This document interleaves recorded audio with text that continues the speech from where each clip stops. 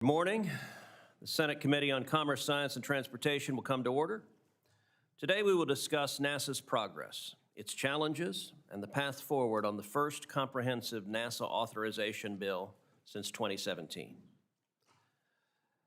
When I was chairman of this committee's Space Subcommittee, Senator Bill Nelson and I worked together on several pieces of space legislation that were signed into law by both Presidents Obama and President Trump.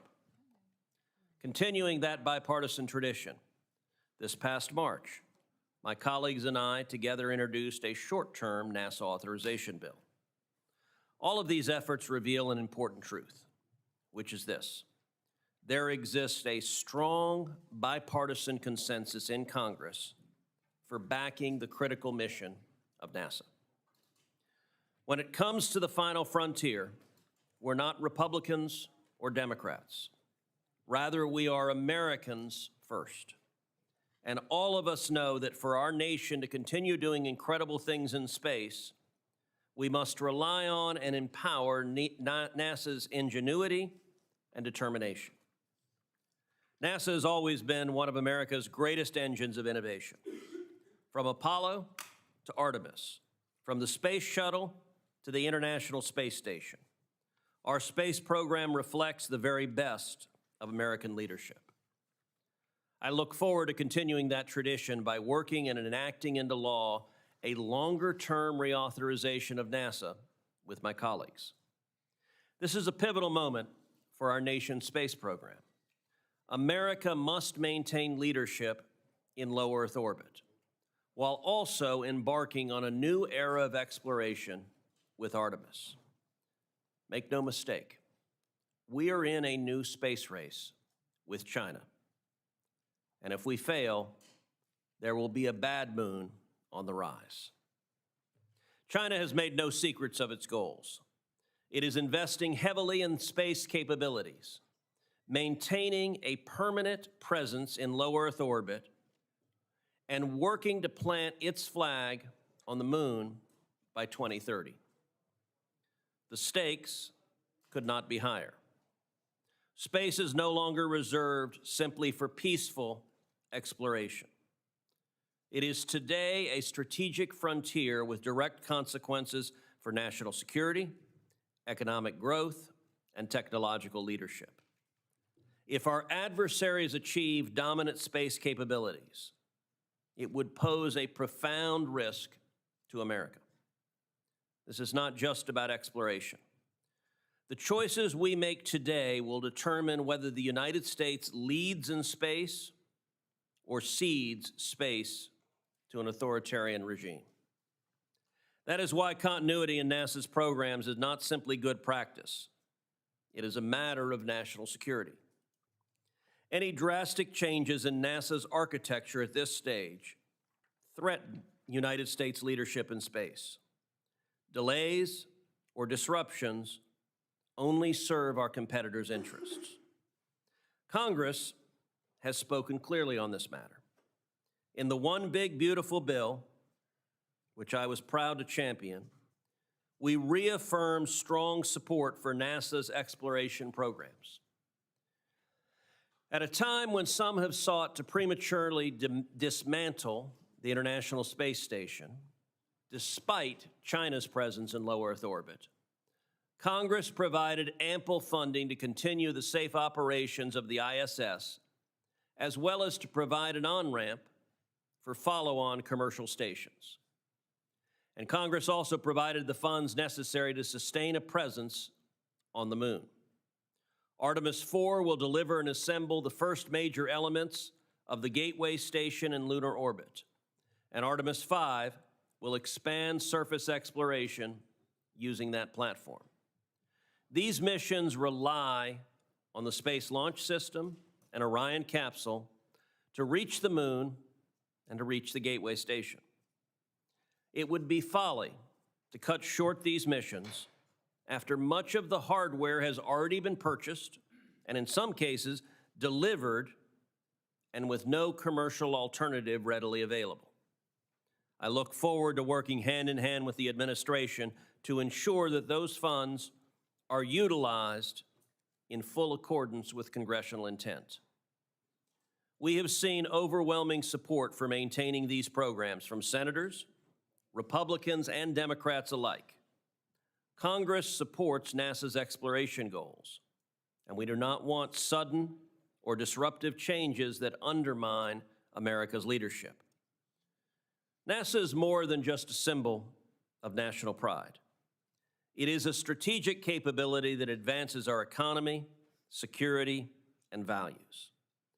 The milestones ahead: maintaining continuous human presence in low Earth orbit, returning American astronauts to the moon, landing the first female astronaut in history on the surface of the moon. As the father of daughters, that is particularly near and dear to my heart, and preparing for human missions to Mars. These are not just scientific achievements. They are fundamental to America's role in the world's as the world's leading spacefaring nation. America must remain the world's leader in space. With steady leadership and clear direction, I'm confident that we will. I now turn to Ranking Member Cantwell. Thank you, Mr. Chairman, and I'm glad to join you today in this fight to say we must maintain our focus on returning to the moon. It's good to see the witnesses here, Mr. Cutler, Mr. Gold, Mr. Bridenstine, and Lieutenant General Shaw, but also want to recognize Bill Nye, also a Northwest Planetary Society individual who is here today as well. I look forward to all your testimony. Today, we're here in a race with China to return to the moon and stay there. Beating China back to the moon isn't just about bragging rights, and it's certainly not just about grabbing headlines. But today, it's clear that President Xi, President Putin, and Prime Minister Modi are all in China having a big national security and strategic discussion that could easily include space and defense and security and defense implications. No surprise, actually, that Kim Jong-un is also there. Let's just take for a consideration that he would like to figure out how to improve his rocket technology with more accuracy, more distance, more tracking. I don't like the scenario. The strategic value of maintaining our position to live and work in space is critical. It's critical to our future economic and national security. Returning to the moon requires us to push the limits of technology to find the solutions that we can solve and maintain our national defense and innovation economy. All you have to do is look back to the 1960s and look at the development of technologies that created an ecosystem within the United States of America that led to discoveries and innovations that we're still now counting on today. So we must not waver in this important mission of technology and national security defense. I believe each of the witnesses will tell us something about this today and why the consequences of failing to achieve this goal will be monumental. We know we need to go back to the moon, and we know we need to do there before China establishes a permanent presence. I want to hear, importantly, about the expertise these individuals think that we must pull together so that we won't fall short of this goal. It's clear in some of your testimony, you're already articulating the strategic advantage China has of being so uniform on their government structure.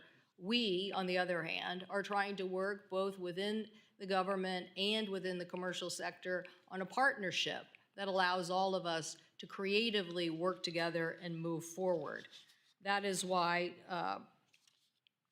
Lieutenant General Shaw, I found your statement in your testimony quite compelling. Quote, "I believe if we do not unify and synchronize our efforts, we will find ourselves, rather than the space leaders we are today, instead in a position of increasing disadvantage in space as we progress further into this century," end quote.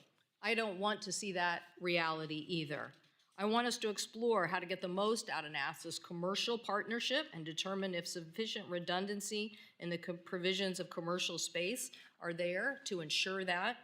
The state of Washington plays a very proud role in the exploration of the space and space economy, about 77,000 people employed today just in the space economy, obviously more than 100,000 employed in aerospace in general. So these are important companies to us: Aerojet Rocketdyne, Boeing, Blue Origin, all working on rocket infrastructure, crew capsules, gateway lunar landing orbit stations, and human landers. All of these are so important.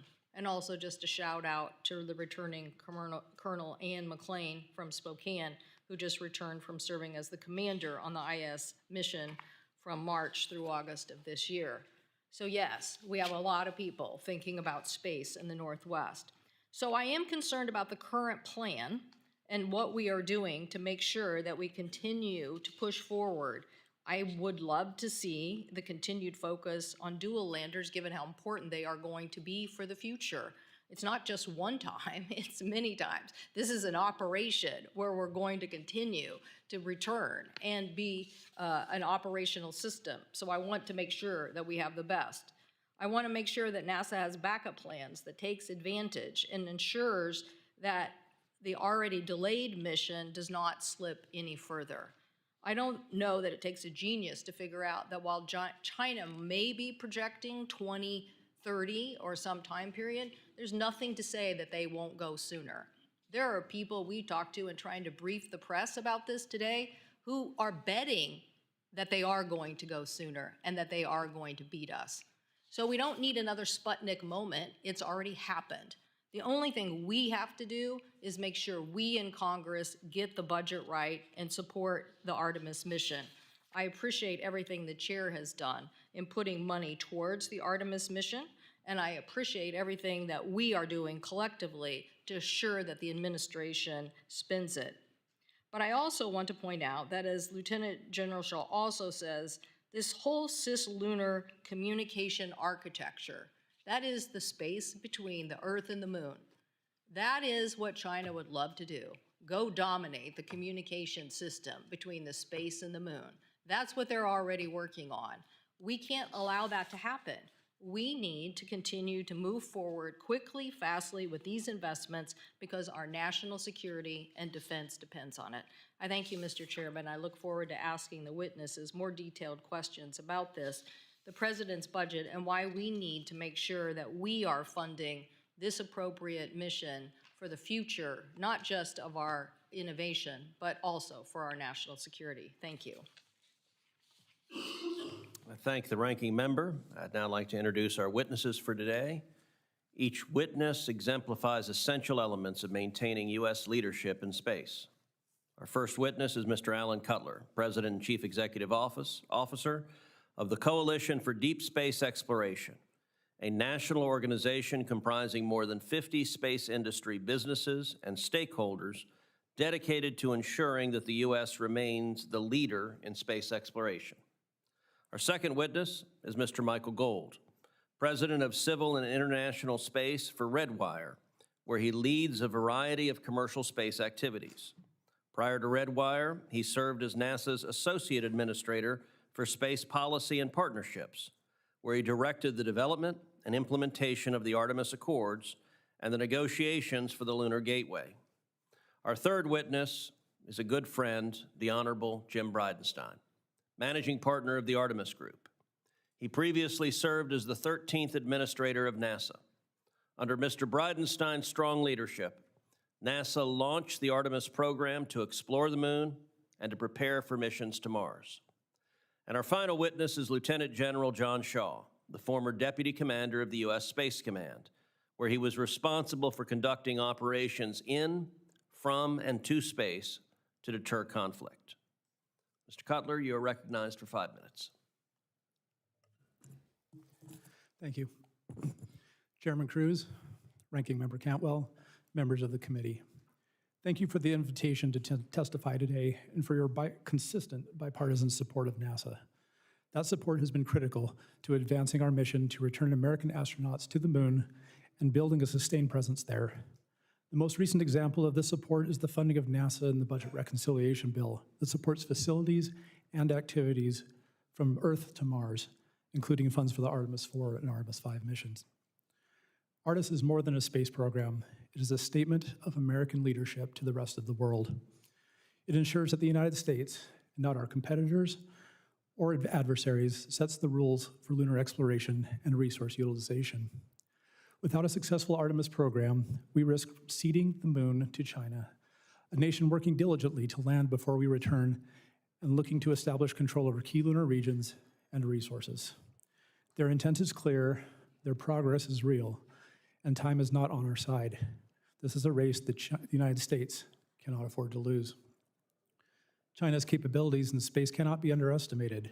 Whether in their activities orbiting Earth or its ambitious lunar program, China's persistence in achieving its national goals in space underscores its unfaltering intent to be the leader in space. Recent progress by China includes a successful static fire test of the Long March 10 rocket, as well as successful early lunar lander tests to determine its capabilities. The United States still retains advantages with the Space Launch System, Orion, Gateway development, and exploration ground systems processing, but appears to trail China for the critical final leg in space to the moon's surface, the development of a lander. Let me be very clear. The country that lands astronauts on the moon next shapes the rules of engagement in space for decades to come. The current Artemis program is making strong progress, but we need every element to execute its role. The technical challenges that need to be overcome to land on the lunar surface cannot be ignored, and Congress must keep a watchful eye on how that effort progresses if we are to win. Artemis 2 is preparing for its crewed launch next year, but the work does not stop there. There is mission hardware being built today from Artemis 3 through Artemis 9. Factories are running, hardware is being manufactured, and thousands of Americans across the country are at work to make this campaign successful. Additionally, the United States is leading a growing coalition of 56 partner nations under the Artemis Accords, a global community initiated under President Trump's first term, focused on supporting a set of principles for peaceful, sustainable, and cooperative space exploration. The rewards of advancing our lunar program extend beyond beating China. Artemis is an economic engine here at home. For every dollar invested in Artemis, $3 flow back into our economy, supporting advanced manufacturing, creating high-quality jobs, and driving innovation that benefits Americans in their daily lives. Supporting Artemis to beat China creates stronger communities, a stronger industrial base, and a stronger America. This race is not just about the moon. It is about economic growth, global competitiveness, and national security. Congress can strengthen our national capabilities with a robust NASA authorization bill to reaffirm our commitment to the current plan and make improvements where necessary. It should continue the direction for lunar exploration found in the President's Space Policy Directive 1, which calls for the United States to lead the return of humans to the moon for long-term exploration and utilization, followed by human missions to Mars. A multi-year authorization bill with these elements will provide the long-term certainty needed to keep NASA focused and our workforce, our partners, and our allies aligned. Great strides are being made from lessons learned after the Artemis 1 mission, and even greater efficiencies and cost reductions could be realized by cutting unnecessary requirements that are not safety critical, requiring a plan for a phased approach to commercial services for future Artemis missions to further drive down costs, and ensuring that decision-making at NASA centers and industry sites is available when the work is happening, increasing efficiency. These steps will make Artemis more agile, more sustainable, while keeping the United States on track. But passing a bill on its own will not be sufficient. Congress must hold NASA accountable for implementing the laws Congress enacts. Mr. Chairman and members of the committee, the progress we have made is invaluable. The investments you have supported are paying off. The industrial base is ready and capable, and the Artemis generation is being inspired. If we lose momentum now, that progress will not be easily regained. But when successful, Artemis will deliver historic achievements that secure America's leadership for generations.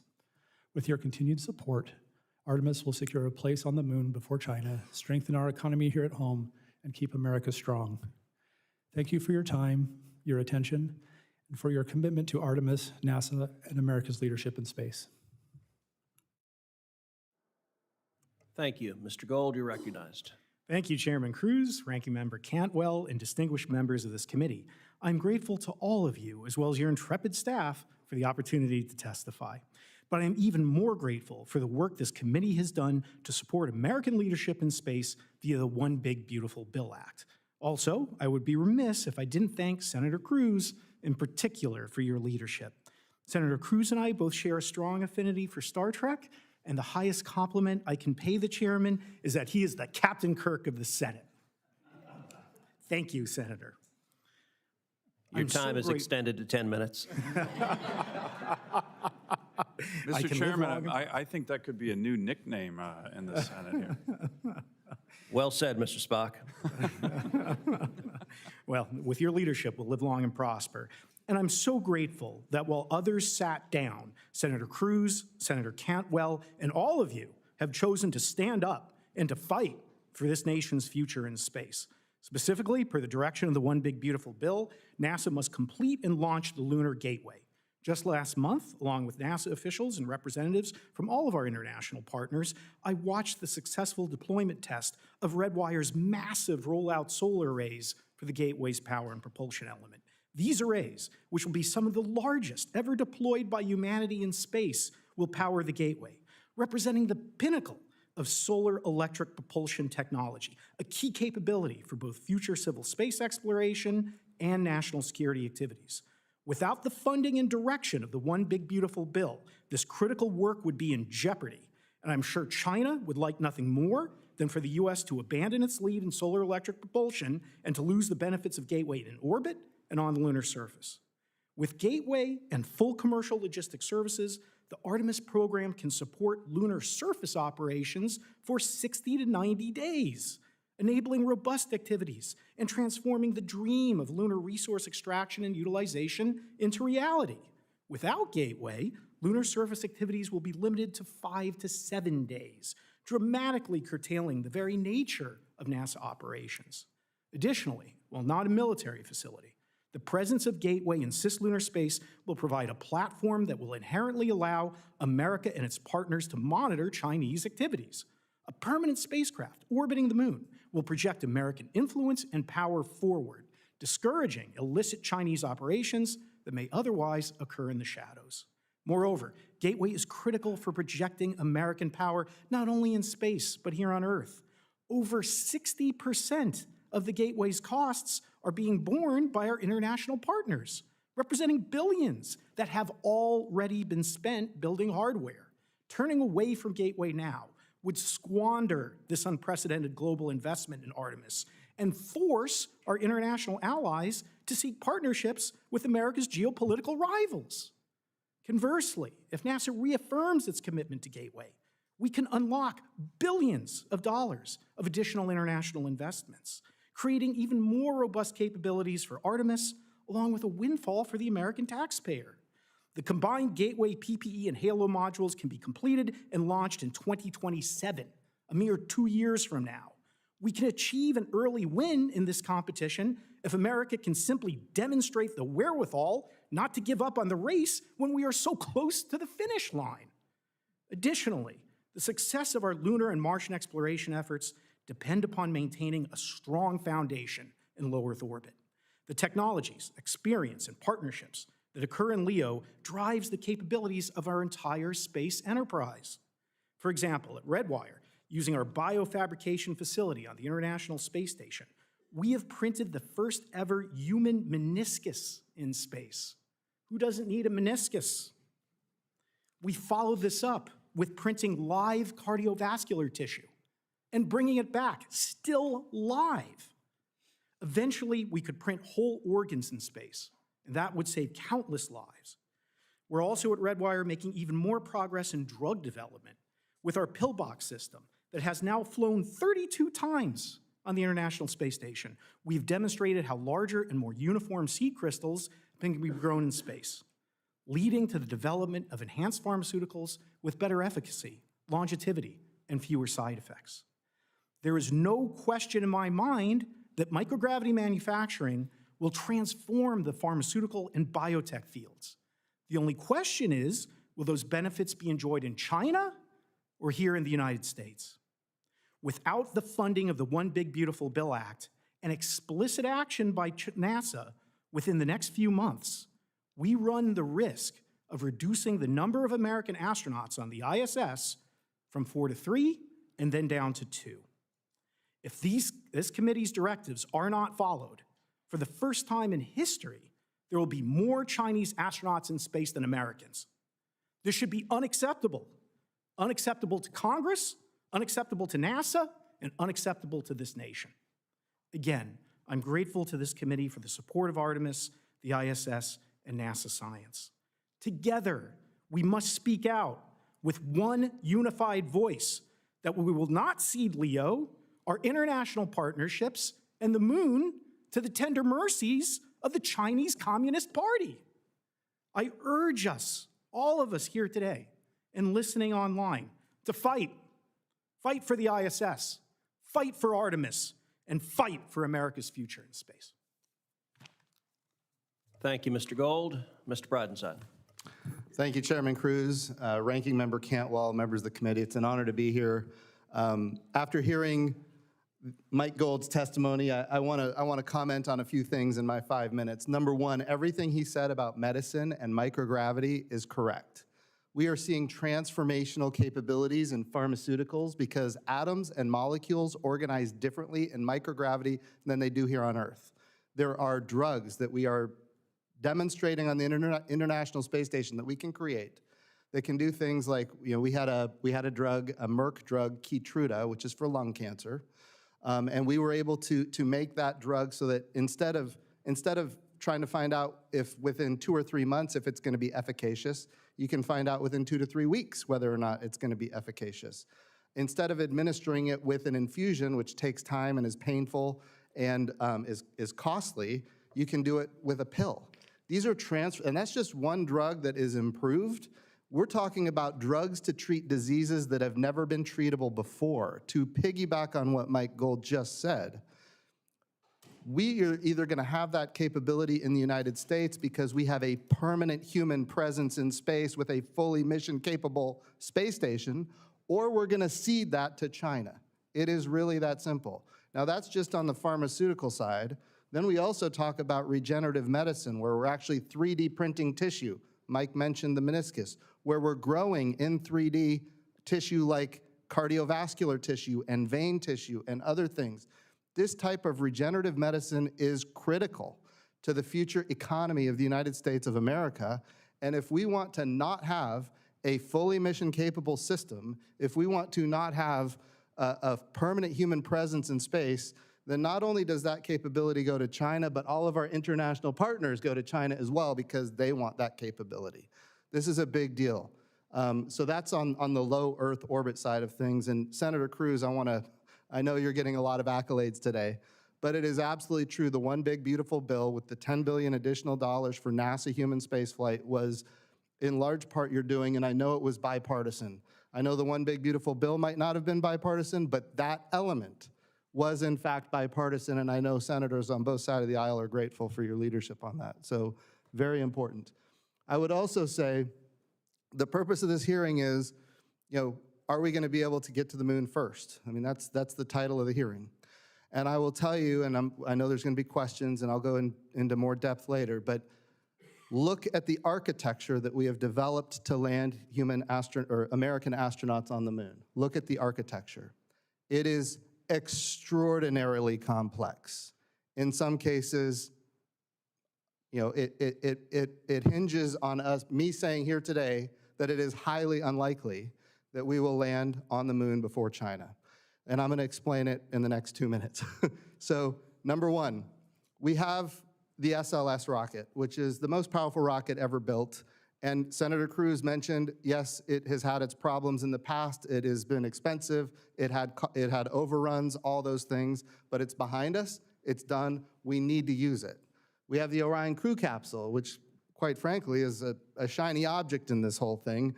The Orion crew capsule is not only usable today, but ultimately the cost is going down because more and more of it is reusable every time we use the Orion crew capsule. Those two elements are in good shape. I will tell you, I have been critical of both in the past, in front of this committee and other places, and I'm more than happy to be critical of all of our contractors, just to be really clear. But I will say what we don't have today. Here's what we don't have today. We don't have a landing system for the moon. And there was a moment in time when we had no NASA administrator. It was after I was gone and before Senator Nelson became the NASA administrator, an architecture was selected. And I don't know how this happens, but the biggest decision in the history of NASA, at least since I've been paying attention, the biggest decision happened in the absence of a NASA administrator. And that decision was, instead of buying a moon lander, we're gonna buy a big rocket. And I wanna be clear, we need this rocket to be successful. It's important for the country and it's transformational. But in the meantime, the architecture is as such. We need to launch Starship. That first Starship is a fueling depot that's in orbit around the Earth. Then we need to launch, nobody really knows, but it could be up to dozens of additional Starships to refuel the first Starship. So imagine launching Starship over and over and over and over and over and over and over and over, dozens of times, no delays, no explosions, to refuel the first Starship. Then once it's fully refueled, then that Starship has to fuel another Starship that is in fact human-rated, which that process hasn't even started yet. By the way, that whole in-space refueling thing has never been tested either. We're talking about cryogenic liquid oxygen, cryogenic liquid methane being transferred in space, never been done before, and we're gonna do it dozens of times, and then we're gonna have a human-rated Starship that is refueled that goes all the way to the moon. Now, when it goes to the moon, we don't know how long it can be there because it's boiling off the entire time it's in orbit around the moon. We don't know how long it can be there, but while it's there, we have to launch the SLS, we have to launch the Orion, the European Service Module, we have to have astronauts and crew all ready to go. And they have to orbit the moon themselves in that window when Starship is around the moon, and then they have to dock around the moon. They have to transfer from the Orion into the Starship. It has to go down and land. When it's on the surface of the moon, Starship is gone, or Orion is gone for the next 7 days until it comes back around in near rectilinear halo orbit. So our astronauts are right now planning to be on the surface of the moon for a period of 7 days without any way home. This is an architecture that no NASA administrator that I'm aware of would have selected had they had the choice. But it was a decision that was made in the absence of a NASA administrator in the last administration. It's a problem, it needs to be solved, and that puts us as a nation at risk of not being the first on the moon. I should say the first next on the moon, because we did land in 1969 to 1972. And Chairman Cruz, I would like to compliment you. I've heard that you have said that we need to put it into law, that The Wrath of Khan is in fact the greatest Star Trek movie in history. And we are in agreement with that. So with that, I yield back the time that I took from the general.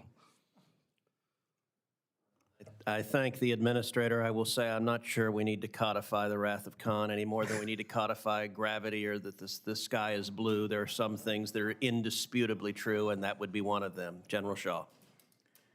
Right, Chairman Cruz, or do I say Captain Cruz? Ranking Member Cantwell, and members of the committee, thanks for the opportunity today. And by the way, I'm also grateful to share the table with some amazing people here and look forward to our session and what they have to say today. It was the honor and time of my life to serve our great nation and lead our phenomenal warfighters for 33 years in uniform in our United States Air Force and United States Space Force. Throughout my military service, I also had the privilege to work closely with NASA, NOAA, and other governmental civil organizations across many endeavors. But I'm also grateful to have had the opportunity the last 2 years since my departure from uniformed service to work with and in the commercial side of our nation's space business. It's given me a fresh and broader perspective on how to both envision and realize our nation's future in space in totality, and how to bring to bear our combined national strengths to best thwart China in the years to come in this crucial arena. My bottom line up front for the committee today is that I am an advocate for and a champion of a unified grand space strategy for our nation, for the Earth-Moon system and beyond. Yet such a grand strategy, which would unify and synergize our national efforts across civil, commercial, and national security activities in pursuit of common goals, opportunities, and capabilities, does not currently exist. And I believe our mission to return Americans to the moon can be a powerful and a central driver, as well as a beneficiary of such a strategy. During my military career, I watched and studied, as any good soldier would of a potential adversary, as China slowly but surely developed and deployed its own civilian and military space capabilities and set its own agenda for space achievements. It is clear to me that the Chinese Communist Party is already employing its own integrated grand strategy for the Earth-Moon system, with only superficial distinction between civil, commercial, and national security activities, and all focused on a common purpose. And as the senator has already made my next point, I think if we don't unify and synchronize efforts, we may find ourselves, rather than a leadership position, in a position of increasing disadvantage as we get further into this century. Human progression in any domain both has and will involve a robust mixture of exploration, economic opportunities and growth, and security activities to set conditions for success. Space is no different. And by the way, I realize I'm probably representing of those three things, exploration and commercial and economic growth and national security. I'm representing the national security end here, but I also want to say I am passionate and excited about all three of those things. And that's how we're going to succeed as a nation. A notional example for a grand space strategy, objective, would be to set the conditions, standards, and proper incentives for the establishment of an orbital and lunar logistics infrastructure, one that would enable increased capabilities and performance for space activities of all kinds throughout the Earth-Moon system. Such an infrastructure would include on-orbit manufacturing, assembly, refueling, replenishment, and other forms of servicing.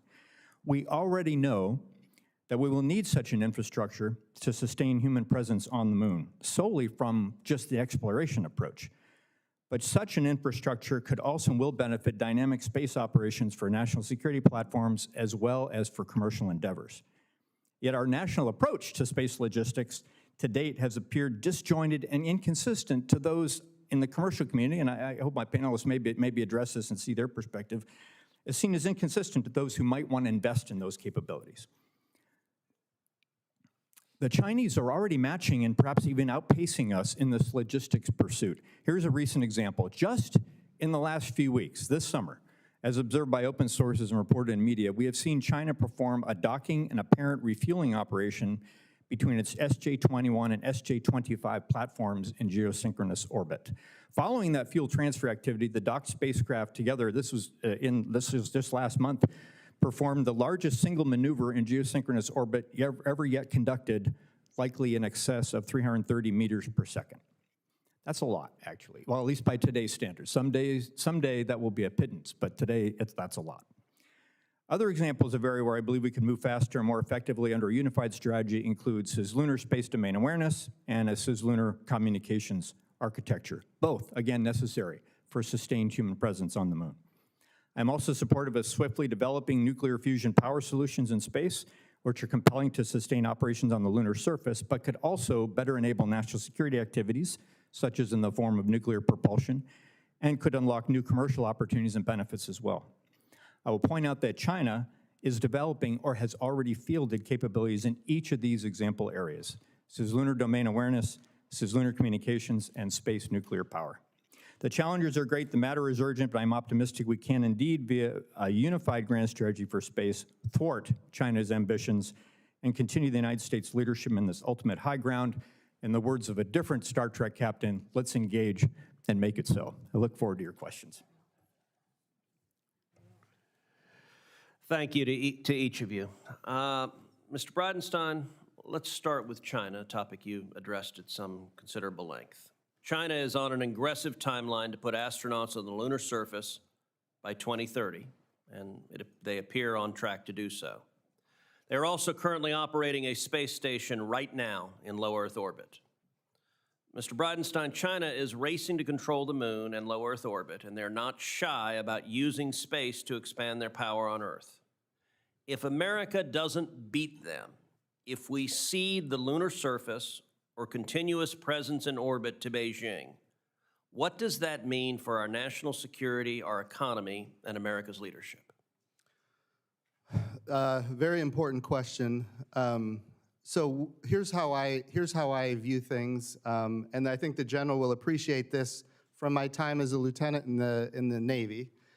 We did joint professional military education, and we learned this thing called the DIME theory of national power. And in each of those elements, you have, it's an acronym, DIME: diplomatic, information, military, economic power.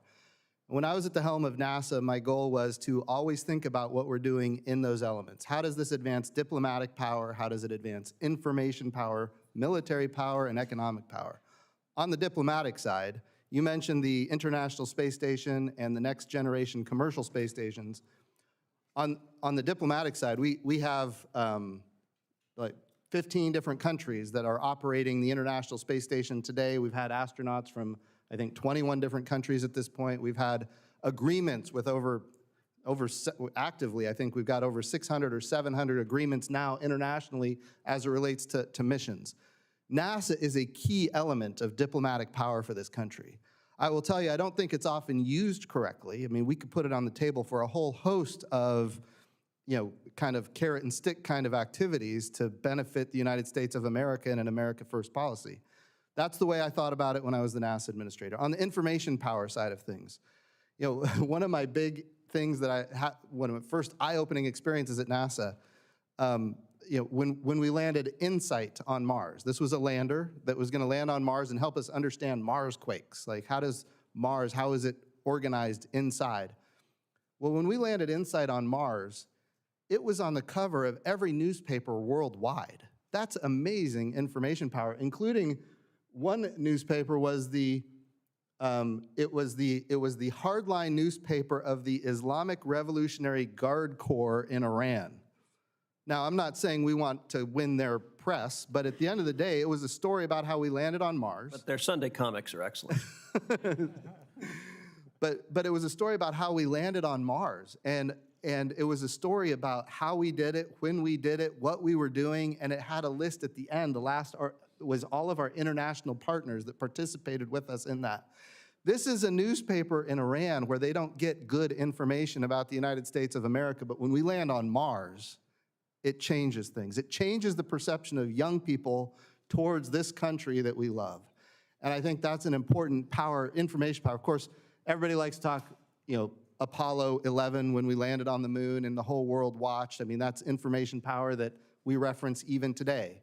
If we can land on the moon, why can't we do these things? That kind of thing. On the military side, NASA is not strong. We don't play military. We don't report to the Secretary of Defense. But a lot of our technologies and capabilities, in fact, have dual use capability.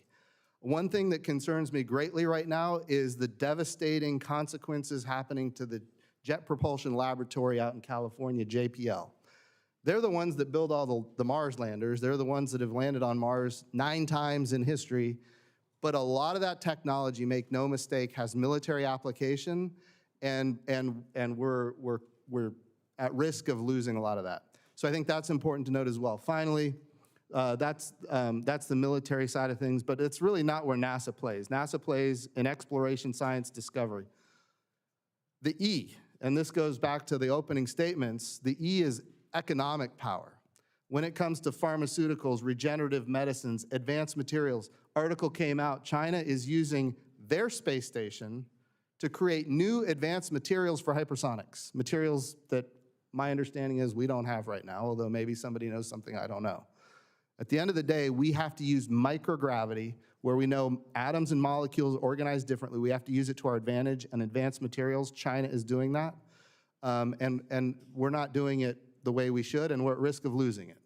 So all of those elements, I think, are important. When we think about the great power competition with China, we need to think about NASA being used for diplomatic power, information power, military power, and economic power. Thank you.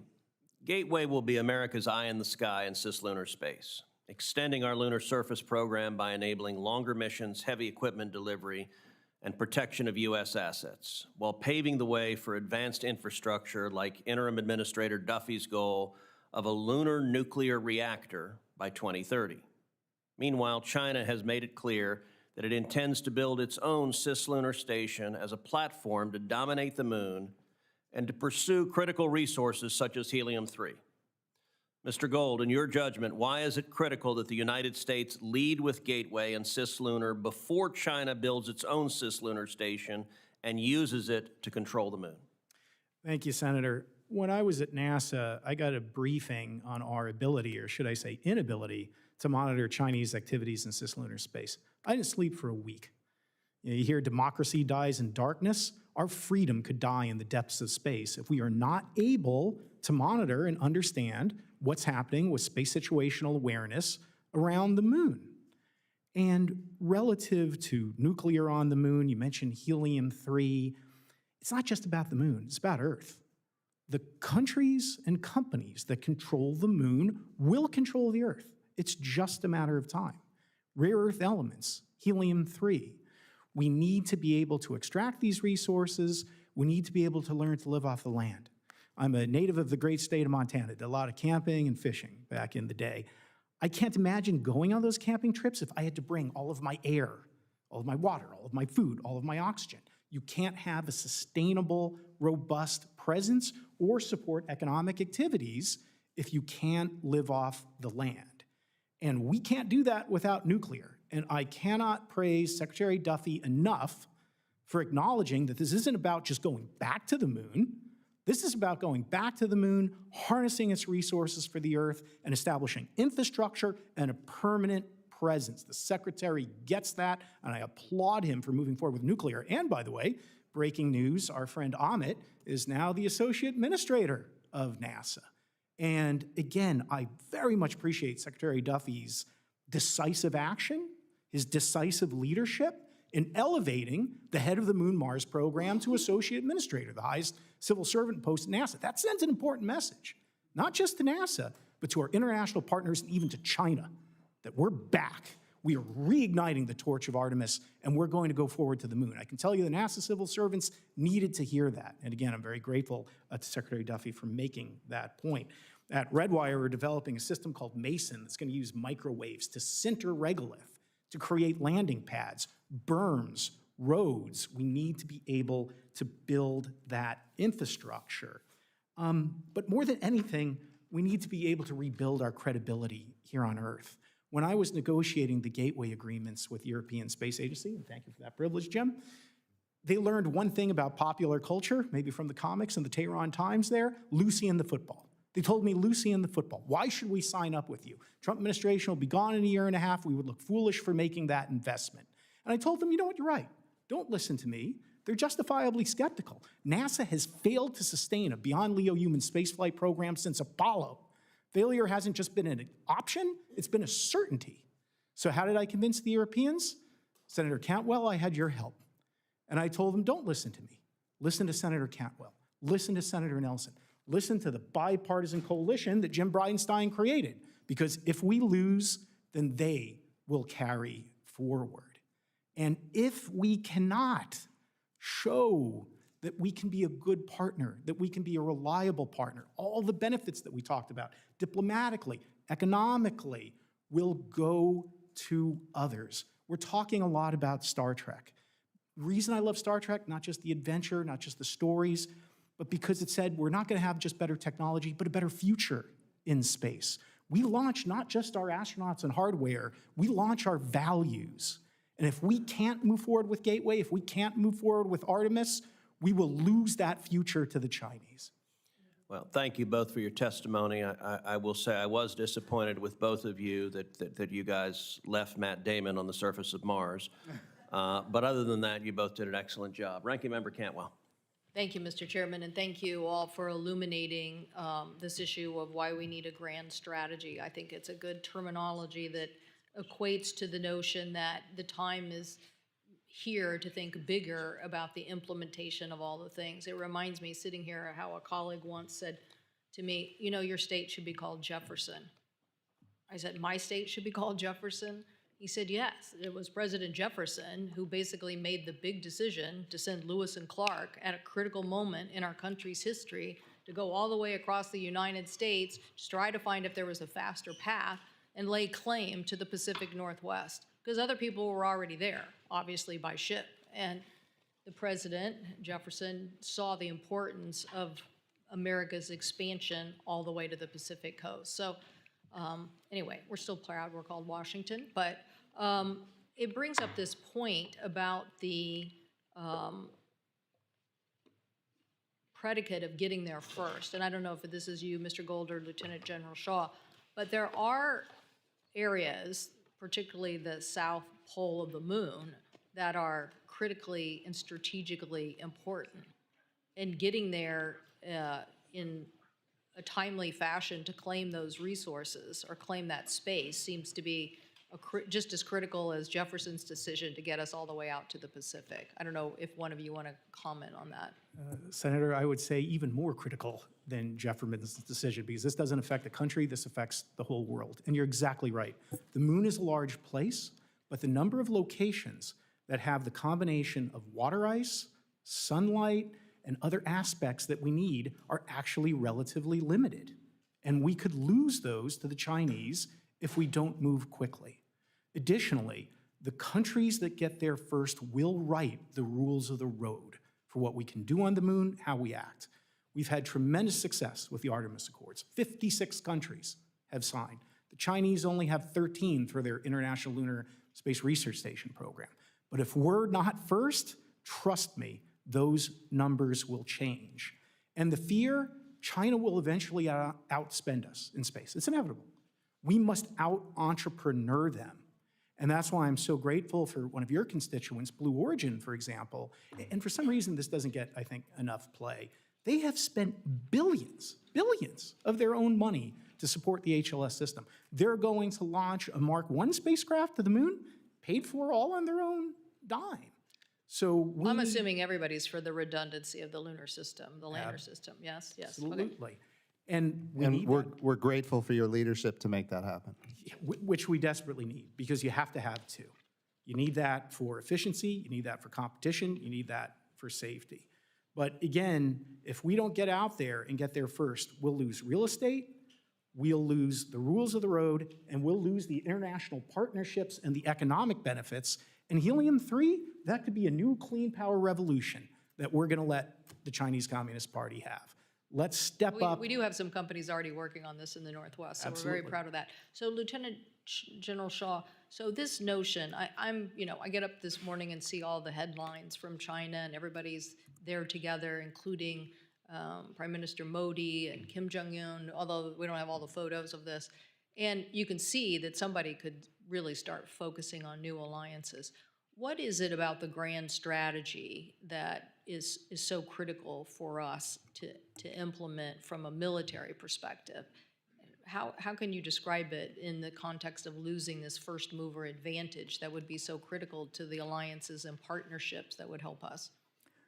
Senator, I think, as some of the other panelists have said, this Earth-Moon system, these opportunities on the moon, are not just for exploration alone. In any more that the Lewis and Clark expeditions were just to, I wonder what's out there. No, they were about to understand the environment, to scope it for economic growth, and of course there were security issues along the way. I'd point out that Clark was a lieutenant in the U.S. Army and representing, but they're to provide security and understanding of what our borders and frontiers were. And so we need to approach the moon the same way, that it's all of these pieces, all of the dime that Honorable Bridenstine mentioned. So one of these examples that we've talked about of where I don't think where we could do this better as a nation would be cislunar domain awareness. There are going to be needs for that, just for human presence in and around the moon to understand that domain. What debris might be in lunar orbit. It's a different kind of regime than low Earth orbit that we're used to, but there are the possibility that will be things in orbit. We'll understand what's there. We'll want to understand what possible mischief could be going on. It's easy to hide things way, way out there. We'll want to understand that. So not only protecting humans in human exploration, but there is a national security need to understand that environment as part of the full Earth-Moon system. And to my knowledge right now, the Department of Defense isn't really focusing that much on that. If there's a national need to do it, why not have the Department of Defense perhaps be part of that solution and develop the capabilities it's going to ultimately need anyway? So that's this idea of where we probably could do things in a much more coordinated and synergistic fashion than we're currently doing. Well, I'm definitely very concerned about our communication security writ large, and I do think more of defense is moving into space and satellite effects of communication. And then I worry that if somebody is going to be on that frontier of the latest of technology communication in a cislunar environment, that has to be us. And we have to understand what the ramifications are of that system. Is that not correct? That is absolutely correct. And again, I'd like to point out that China sent 7 payloads to the moon last year. 6 of them were communications focused. They weren't scientific experiments. They were communications focused, the building blocks of a communications architecture. So they're already demonstrating the fact they are trying to build that infrastructure that I talked about before. And do you have any idea of what that infrastructure could do that would be a military concern? The term dual use has already been brought up by the panel. Any capability that could be used for scientific or exploration or even economic purposes invariably is going to have some sort of national security use to it of some kind. As an example, in this particular case, if there are Chinese national security payloads operating in the broader Earth-Moon system, they could leverage that communication architecture network to have continuous communications with those platforms rather than relying on strictly terrestrial relays. Oh, well, big advantage there. Thank you, Mr. Chairman. Senator Cantwell, thank you. Senator Fisher. Thank you, Mr. Chairman. Thank you, General, for your comments about defense. I chair the Subcommittee on Strategic Forces on Armed Services, and we've had numerous discussions on that since we have jurisdiction over space as a warfighting domain. So I appreciated your comments. You guys are really good storytellers. I have a short amount of time here, so I'd like specific answers. I need to leave for another hearing, and there's some things I'd like to get through. So, Mr. Gold, I'm not picking on you first, but Mr. Gold, should China be the first to establish a permanent presence on the moon, there would be serious consequences for Americans. You've spoken to that in the past, as had the administrator. I want to hear some specific examples from you on how the lives of Americans would be impacted should China establish control of the moon's resources, so Americans can reach out and touch what would really happen to their lives. The potential wealth of the moon is extraordinary and candidly even unknown at You're this. telling me a story. Well, let me put it this way. China lands on the moon. The next day, we see tremendous benefits to China geopolitically, where our allies turn to them not only for space exploration, but for national security agreements, for trade agreements. The meeting that's occurring now between China, India, and Russia that you're seeing today, if China lands on the moon first, that will deepen and strengthen those economic ties. China is very good at leveraging space to drive the dime assets that Jim Bridenstine and the General are talking about. If they get there first, we will see a global realignment that will impact our economy, our tax base, our ability to innovate, and our national security in terms of diplomacy and geopolitics that will affect security and many other aspects of our daily lives. Thank you very much. Administrator, while at NASA, you helped lead the Artemis Accords and establish that framework for the principles to guide civil space exploration. China has their own framework, the internal lunar research station that's there. Can you, first of all, speak to the importance of the Accords and then speak to the risk that that we would see with those principles if they start to erode, the risk we have there for future deep space exploration, since China then would establish that permanent presence on the moon? Excellent question. A couple of things that I think are important to note. You know, when we established the Artemis Accords, it was because, and this is important, so important, we went to an event where there was a lot of international players in the space domain, and we said, hey, we're thinking about creating a moon program. In fact, we are going to create a moon program. If you'd like to participate, come to a meeting. We had like 26 countries show up, and they were so enthusiastic about being part of the moon program, it was overwhelming. And so when that was over, I came back and I called Mike Gold and I said, look, we need to figure out a way to use this as a compelling way to get people to behave properly in space, because in many ways they don't. And so I actually got Mike Gold to come to NASA to run this effort called what he termed the Artemis Accords. And at the end of the day, what we have to have is rules. So if we're going to go extract resources from the moon, there have to be rules around that. And those rules, I think, are established in law and precedent when you think about international waters. You know, just because you extract tuna from the ocean doesn't mean you own the ocean, but you get to own the tuna. And if you extract energy from the ocean, you don't own the ocean, but you own the energy. Those same principles should apply to the moon. If you extract platinum group metals or what we call rare earth metals, or in this case, rare lunar metals, if you extract that from the moon and you apply your sweat and your equity and your effort to get those resources, you don't own the moon. The Outer Space Treaty says you can't appropriate the moon for national sovereignty. However, you can own the resources that you extract from the moon, and I think that's an important principle that we as Americans need to be leading the world on, and that's what the Artemis Accords were all about. And that's why I got Mike Gold to come lead that effort. Great, thank you. Also, Administrator, when we look at trying to remain competitive with China in deep space, there's going to be an increased demand for commercial launches. Do you assess that demand will outstrip existing launch capacity? And if so, what can be done in order to expand that capacity that we currently have? Oh my gosh, that's an important question and very challenging. The answer is yes, we're already over capacity.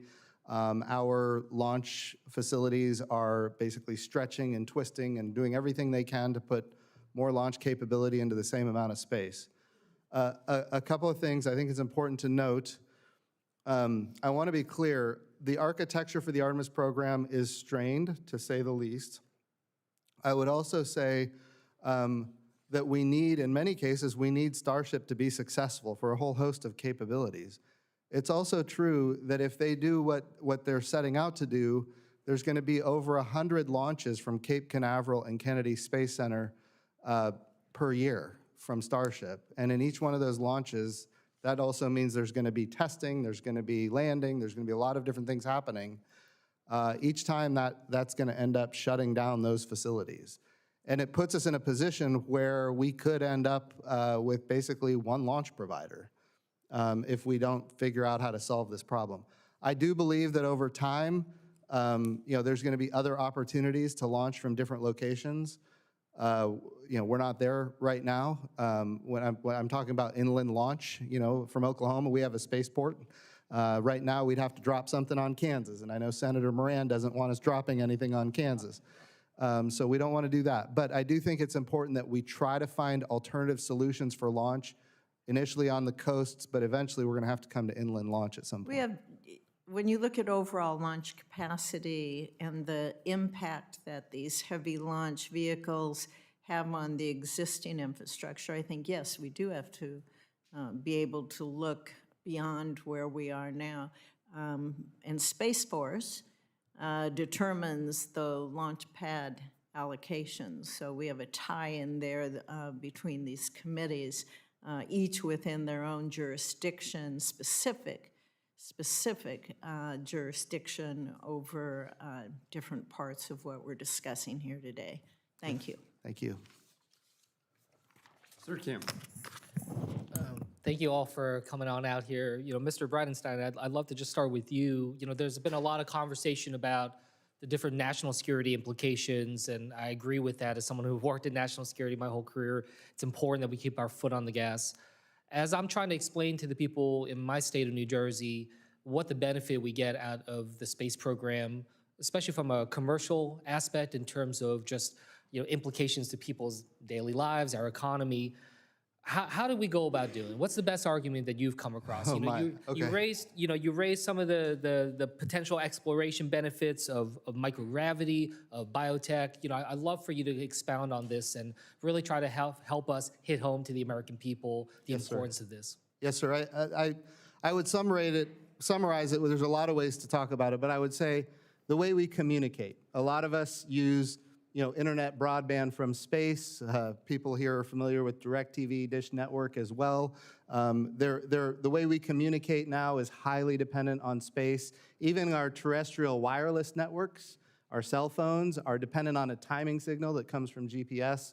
So even our wireless networks are dependent on space. But the way we communicate, the way we navigate, GPS, for example, is critically important. The way we produce food, we're increasing crop yields, reducing water usage, the way we produce energy and the way we do it cleanly, the way we predict weather, the way we understand climate. And there's a lot of, partisanship around the climate issue, but at the end of the day, we've got to know what's happening. And there's ways that we can use our space assets to understand how the climate is affected by what we do here on Earth. One thing I saw NASA do that I wasn't fully aware of was just how much the applications are for agriculture, for instance, especially when it comes to what you were just saying about climate and understanding, crops, storm systems, et cetera. Well, I want to just bring in something else. I just took, I did a CODEL trip out to South Korea and Japan. And it really just got me thinking as I'm listening to you and this panel, thinking about just our space cooperation, just the role that it plays with other countries. And, Minister, I'd like to start with you, but open it up, just what you see in terms of, South Korea and Japan, places where we can build upon, especially when it comes to accelerating Artemis, building a counterweight to China's space partnership with Russia. And look, there's no doubt we saw those images with Modi standing next to a lot of these leaders. How can NASA work with India to build on the NISAR partnership to advance shared space science and exploration goals? I'm just trying to think about how it is that we can try to anchor that relationship as well. Well, yeah, wonderful question. I think when it comes to South Korea and Japan, Japan specifically has been a long partner with the United States on space exploration. From the International Space Station, they have modules on the International Space Station, they've got experiments on the International Space Station, they have rockets that resupply the International Space Station. They are among our best partners on the International Space Station. And of course, they're one of the early adopters of the Artemis Accords. In fact, I think, Mike, weren't they the first 8? We were the first to sign. The first. And the reason the English is so good in the Accords is because of the corrections the Japanese made. They speak English better than we do. There you go. So I don't know. I don't know if I feel super great about that. What it says about us, but. But I think all of those are important international partnerships. And then, of course, on the South Korean side, they also signed on to the Artemis Accords. And they want to do more and more in space. And they have the capability to do that. And since they signed the Artemis Accords, we want to bring them into that fold and have them participate fully in the missions. Yeah. And go ahead. I'm sorry. And Senator, in regard to the Artemis Accords, what's really wonderful to see is it's created an ecosystem, a family of nations. When we were back at NASA during the launch of the aptly named HOPE mission by United Arab Emirates, that was a spacecraft built by UAE that was powered by a partnership that began between UAE and Korea, where UAE didn't have the technical capability. They went to Korea, they helped them build these spacecrafts, then they brought it domestic, and then it was launched on a Japanese spacecraft with American assistance from Colorado. During this launch, we heard overlapping Japanese, Arabic, English, and even Korean back during some of the technical conversations. That's the future that we want. And when it comes to national security, that's the coalition that will keep us safe in China if we can continue with the Artemis program. Yeah. Well, look, I'm almost out of time here, so I'll just say, I worked in diplomacy before, did a lot in terms of different bilateral, multilateral relationships. I've never seen another issue that can really solidify some of these relationships and stay out of the day-to-day politics, stay out of some of the geostrategic conversations, and really just be able to have that kind of pure expert science to science kind of partnerships. I think there's a lot here to build off from. I'm excited about some of the energy I see on this committee. So thank you for your testimonies today, and I'll yield back. Thank you, Senator Kim. On behalf of Senator Cantwell, she has an article from Air and Space Forces magazine dated March the 28th she'd like to have admitted to our record. Is there any objection? Without objection, so ordered. Gentlemen, thank you very much for your presence here today. All of you have served our country, Mr. Gold and Mr. Bridenstine, Lieutenant General.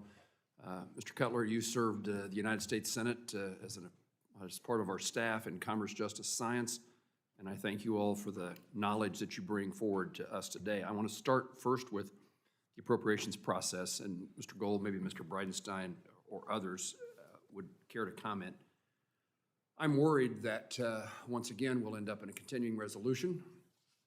I'm worried that Commerce, Justice, Science is stalled, and I would welcome your efforts in the work that you now do to make certain that's not the case by encouraging support from all of my colleagues.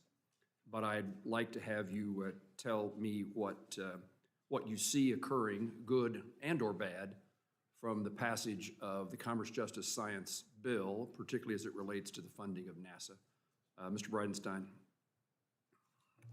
So first of all, I think it's important that to the extent that we have a CR, it's better than a shutdown. And I think we all understand that, but CR is also, it's stunning to me that people are now advocating for CRs. I want to be clear, we need to be advocating for appropriations because ultimately technology is changing, capabilities are changing, and we need to be able to change programs commensurate with the times and not just fund things the way they used to be, because then we buy obsolete things and we don't buy the right things. So 100% we need to do appropriations. I do worry that, that when we think about how we get the NASA funded, the reconciliation bill went a long way to supporting human spaceflight, but there's a lot of other parts of NASA that are critically important. And I would say the Science Mission Directorate largely is not partisan, it's not political, there's a lot of bipartisan consensus around it. We're talking, the gentleman behind me, Bill Nye, he does not like my politics. You're probably aware of this. But I will also tell you that he and I agree strongly that we need planetary defense. We need the ability to look out in space and see large objects that could really hit Earth and do it damage. And not only that, but we need to be able to intercept those if necessary. And that's what our space program is capable of doing. It's an element of the Science Mission Directorate inside NASA, and it needs to be funded.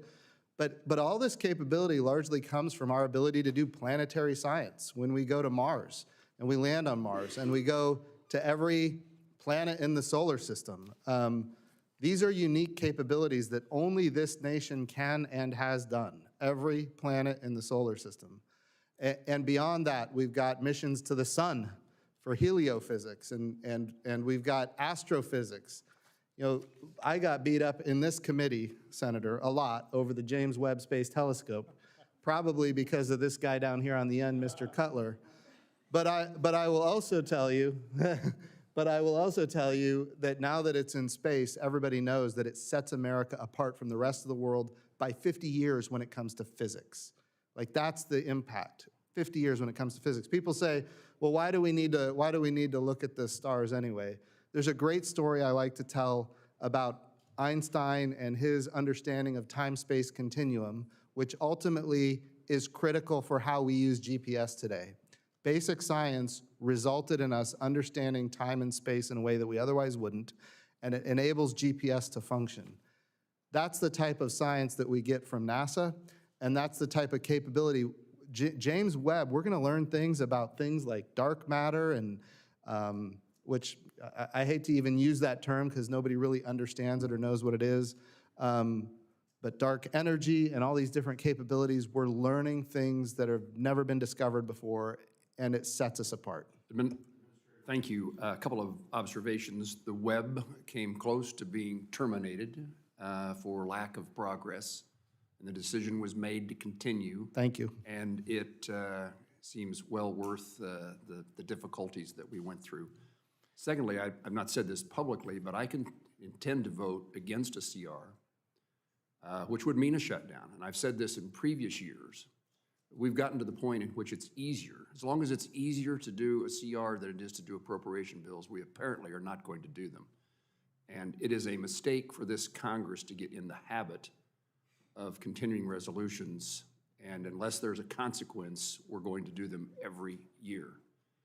So I think my hope is that I'll have colleagues who join me in the effort to make sure the appropriations process does not end its time early in this 2005 session. A couple of other things that I want to ask before I turn it over to my Democratic colleague, Mr. Lujan.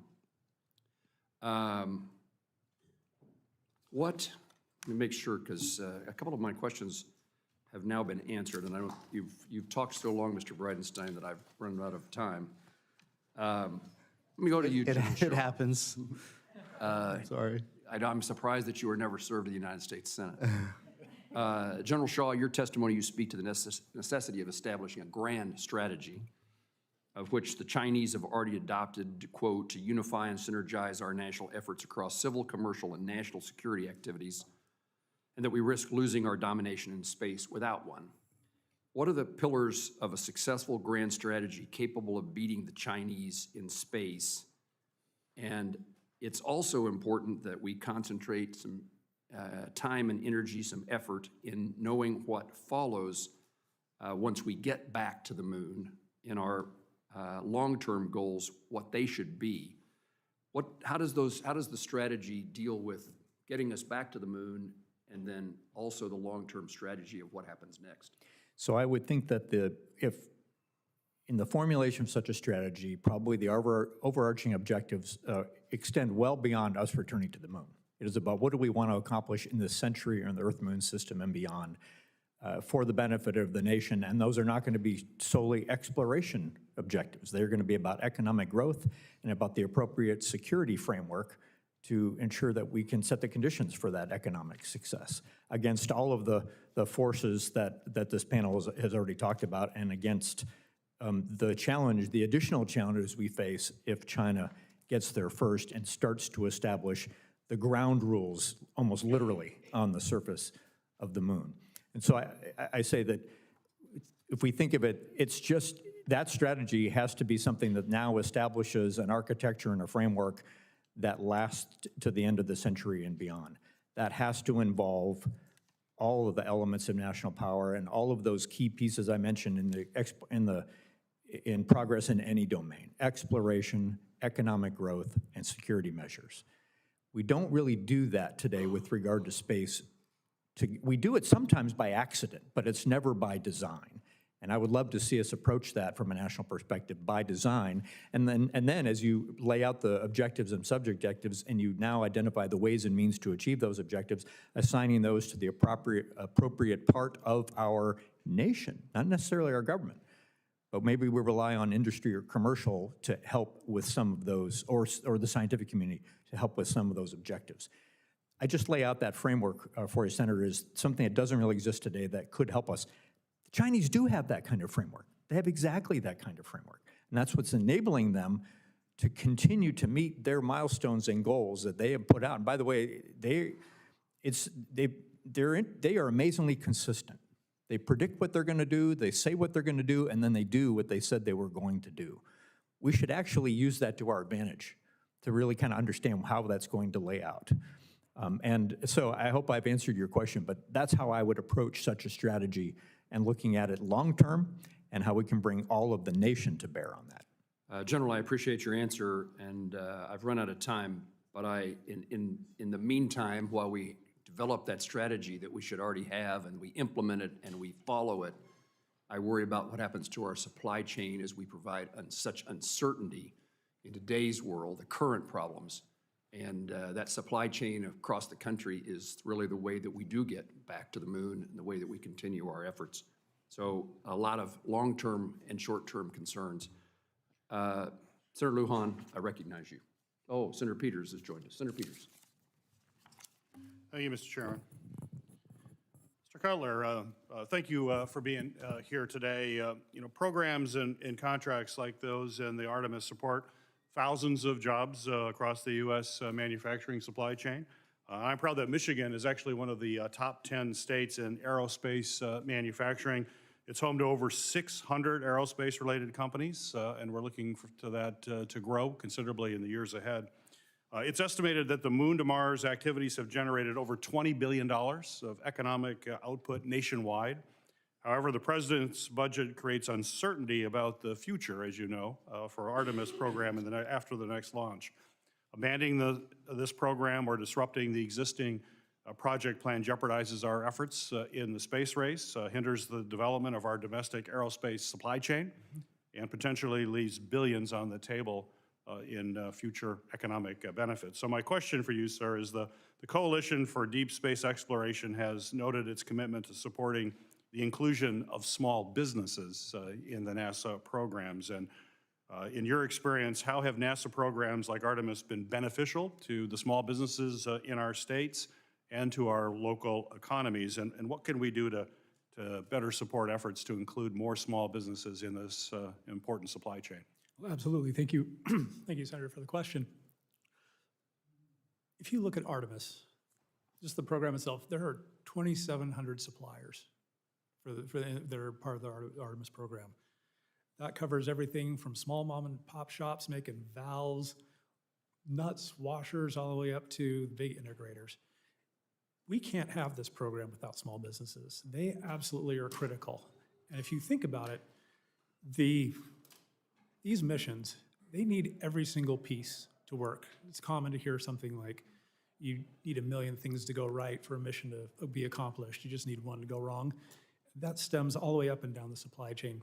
And it starts with small businesses. They are making those initial components that make Artemis possible. So absolutely critical on the small business side. And I think as we go and talked about this a little bit with Senator Moran when he was talking about CRs and that sort of thing, the instability that comes from uncertain funding, be it from not knowing if we're going to shut down, continuing resolution, are we going to continue the program after Artemis 3 with SLS and Orion? All of these things insert instability into a business's understanding.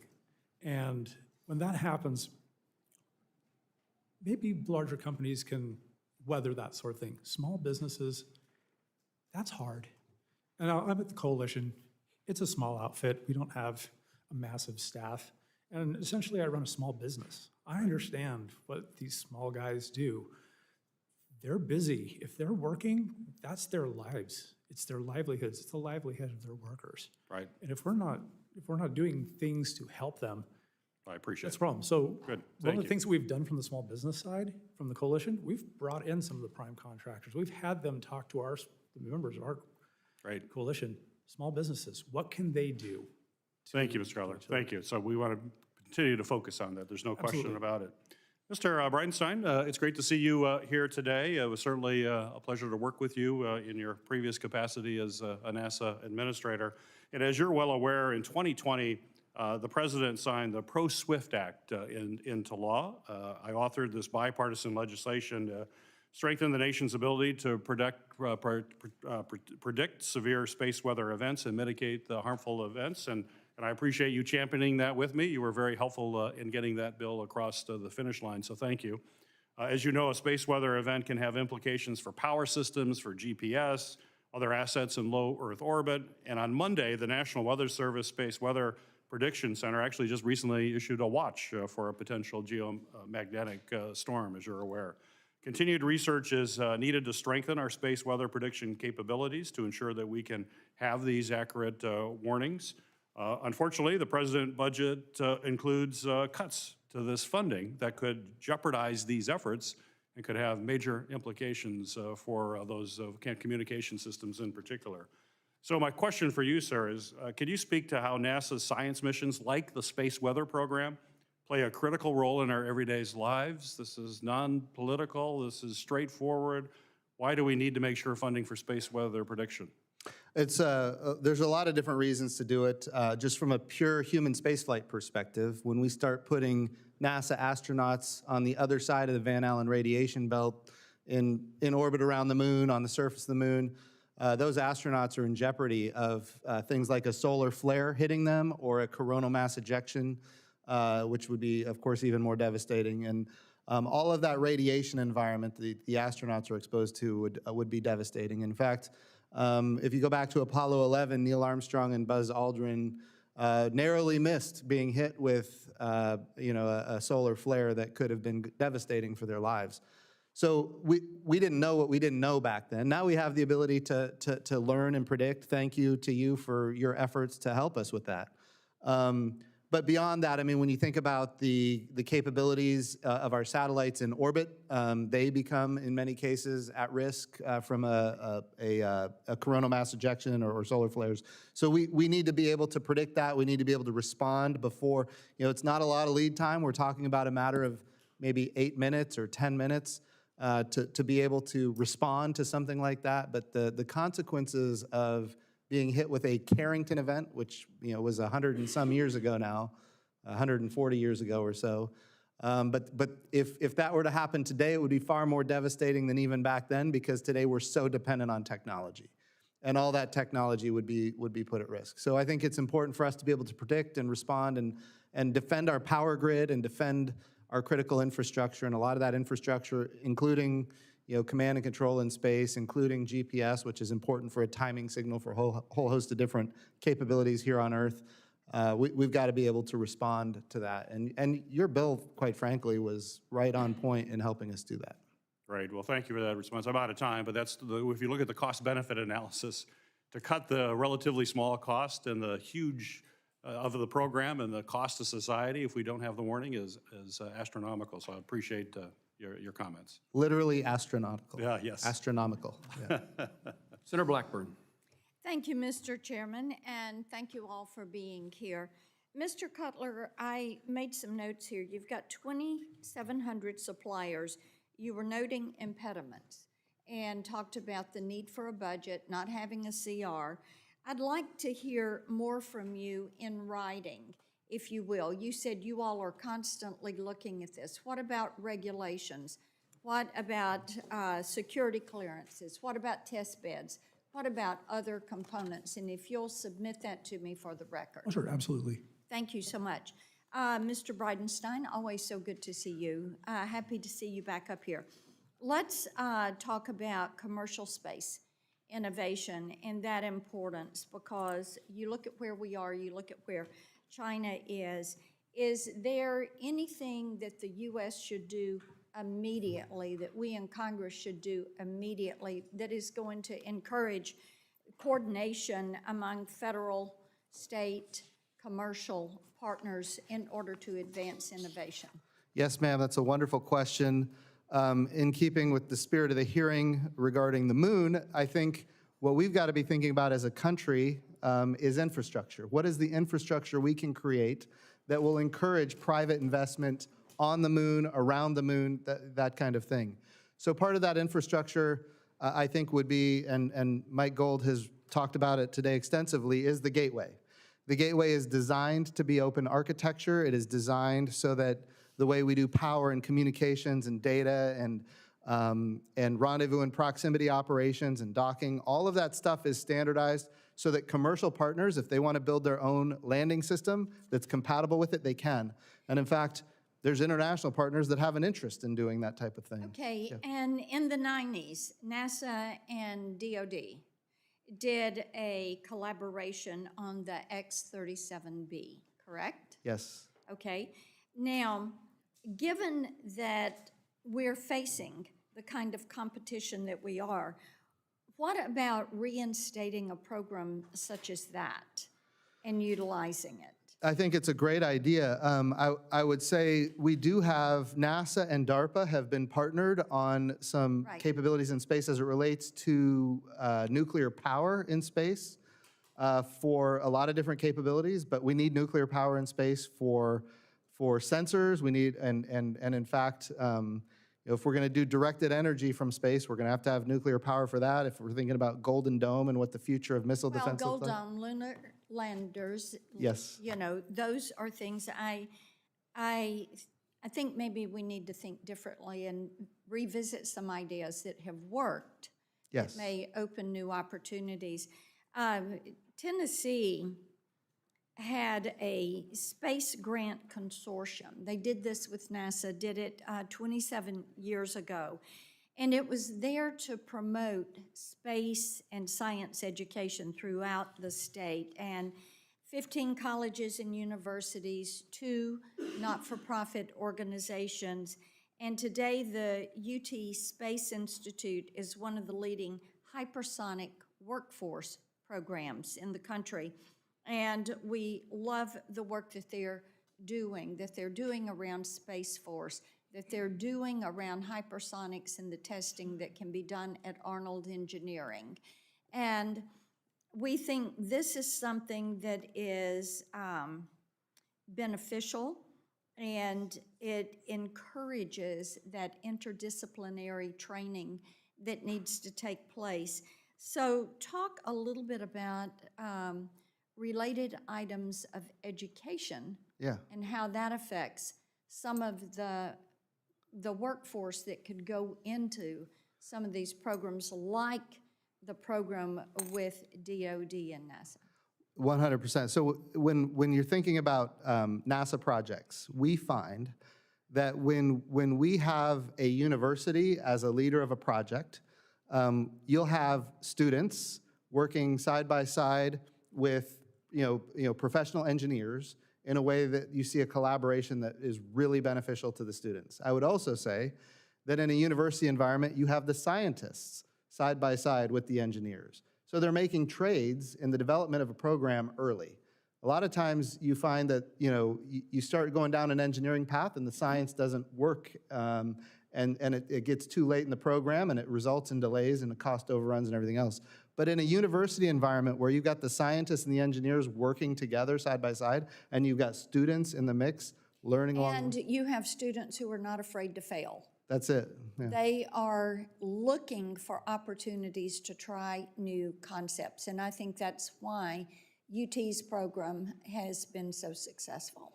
Thank you. Thank you, Mr. Chairman. Senator, I would also say if you look at university-led missions, overwhelmingly they're on budget and on schedule, and that's not always the case outside of universities. Senator Rosen.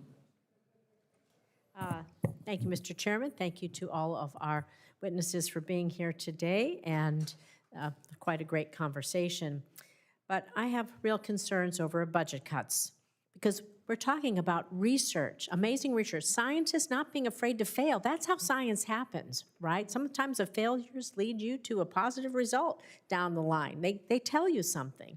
And so we've seen how NASA's investments in research and innovation, STEM education, they fuel our economy, they strengthen our national security, and actually they're inspirational as they inspire the next generation of scientists, engineers, dreamers, and thinkers, and all of those things. We know what the space program has done for us through the decades.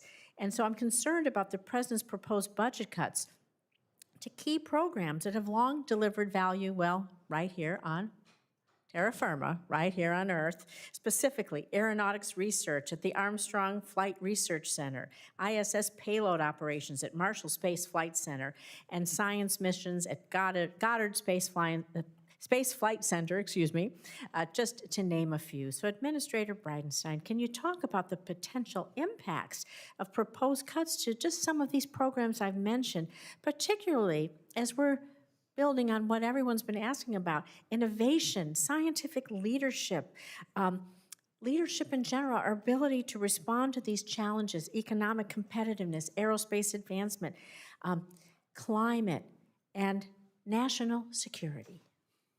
Yeah, so I think it is important when we think about, when we think about NASA and the budget that it has, and you think about the size of the U.S. budget, we're talking about now an agency that has less than 1/3 of 1% of the federal budget.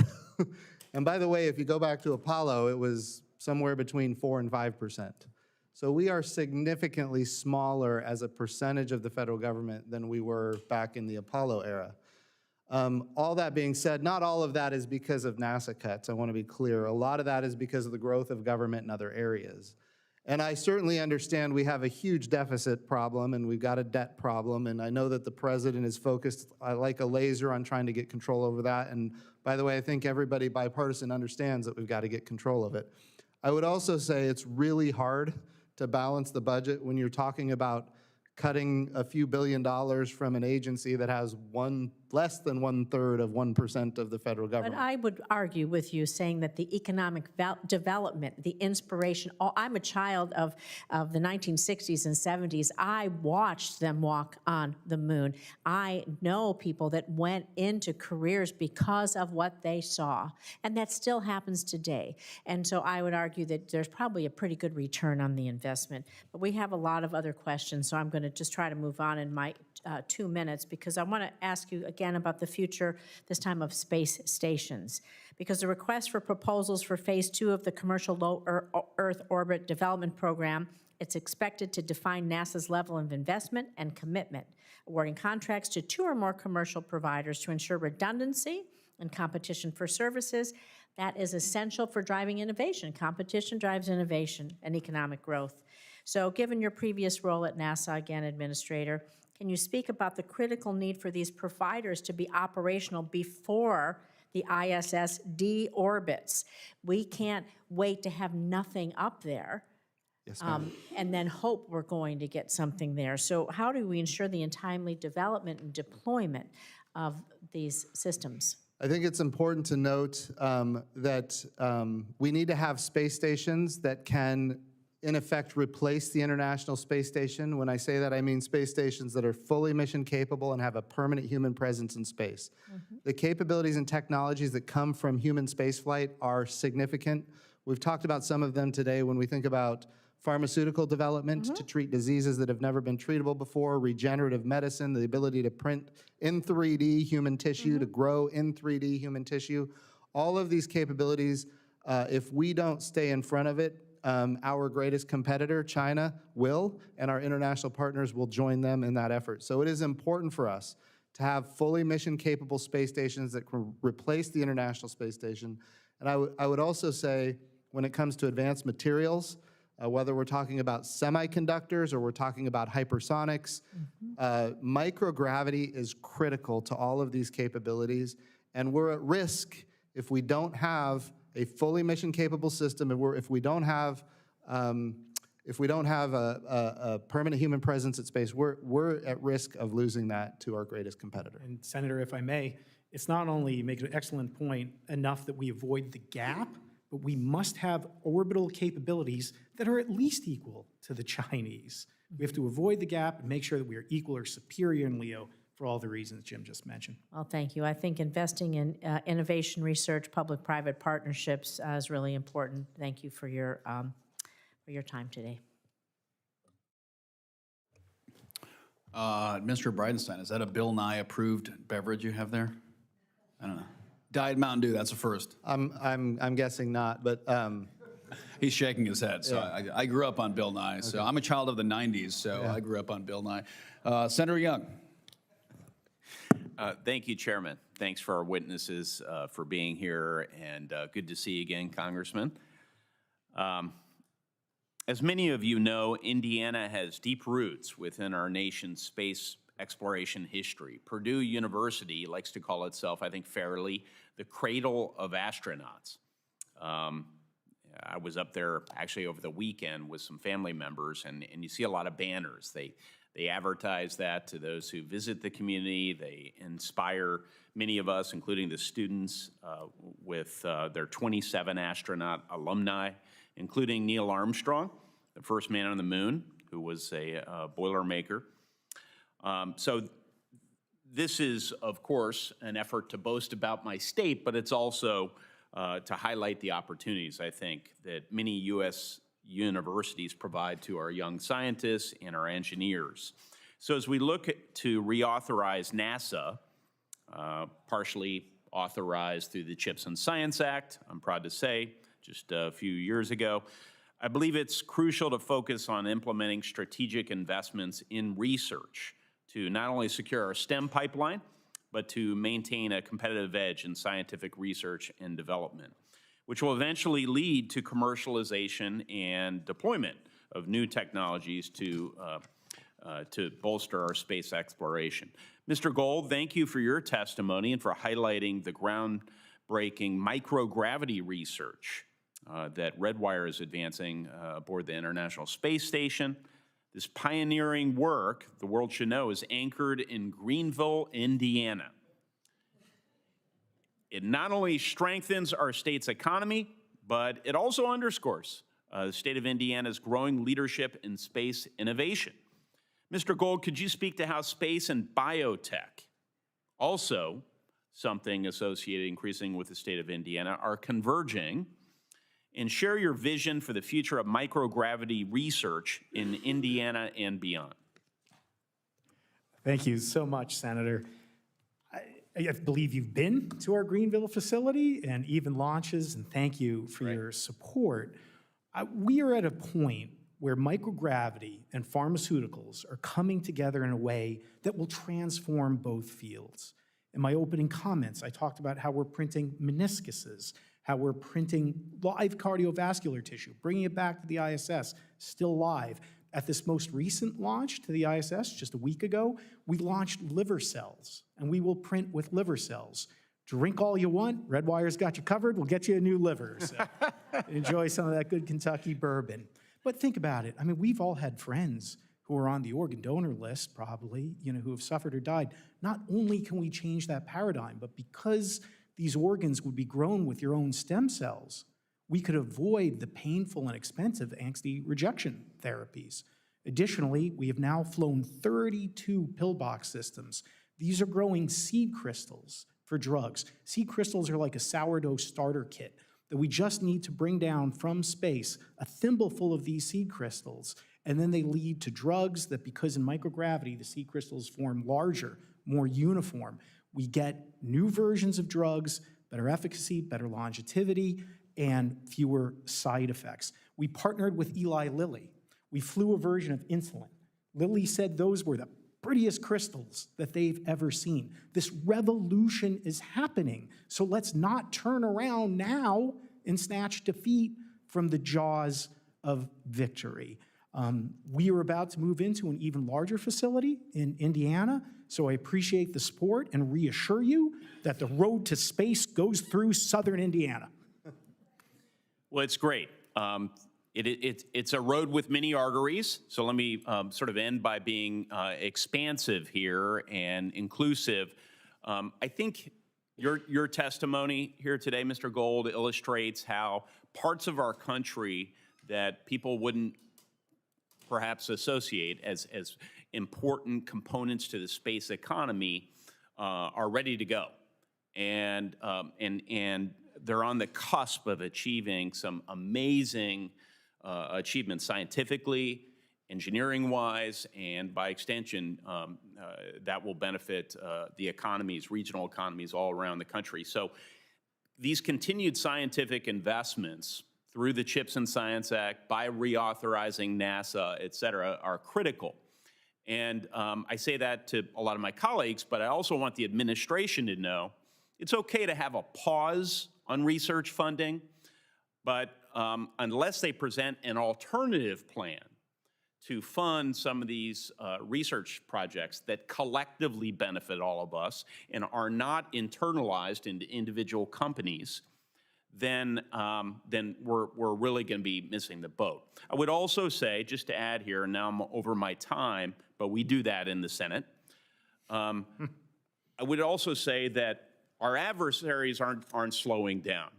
Now, I received this, so it may be a little choppy here, about 30 seconds before I started speaking, but little social media post pertaining to a comment that Vladimir Putin just made. This was overheard, as I understand it, by a Chinese state media broadcaster. And evidently, Vladimir Putin walking towards Tiananmen Square for a parade. His translator could be heard saying in Chinese, biotechnology is continuously developing. Translator added, after an inaudible passage by Putin to Xi Jinping, human organs can be continuously transplanted. The longer you live, the younger you become, and you can even achieve immortality. So these can seem like things that are abstract and removed from the daily lives, I know, of my own citizens, but they are here and now. And we don't want our adversaries to get ahead of us in these areas of science. So all of you are testifying to things that will continue to, that I know my constituents will find compelling and lead many of us to continue investing in these critical areas. So I thank you. I appreciate, Senator, if I can make a plea, we will lose the momentum, if not these capabilities entirely, if we drop from 4 to 3 astronauts. And we need the Senate to stay on NASA and your excellent staff to make sure that we realize these commercial benefits and that America never, never drops below the number of Chinese in space. Thank you. Senator from Colorado. Thank you, Mr. Chair, and thank all of you. This is really a stellar panel, if I could be so graceless. General Shaw, you're former deputy commander of SpaceCom, and you know better than most the threat that China poses to U.S. national security, our interests in space especially. China's capabilities in this domain are accelerating rapidly, the result of what you noted in your testimony, complete fusion of civil, commercial, and national security expertise. What is your assessment of the threat from China over the next 4 to 5 years, especially in light of their, as we just heard, the cozying up of Russia to China? Thanks, Senator. First, let me, just from a purely military perspective, what we have seen China do over basically the last couple decades is look at what we've done in space for our warfighters.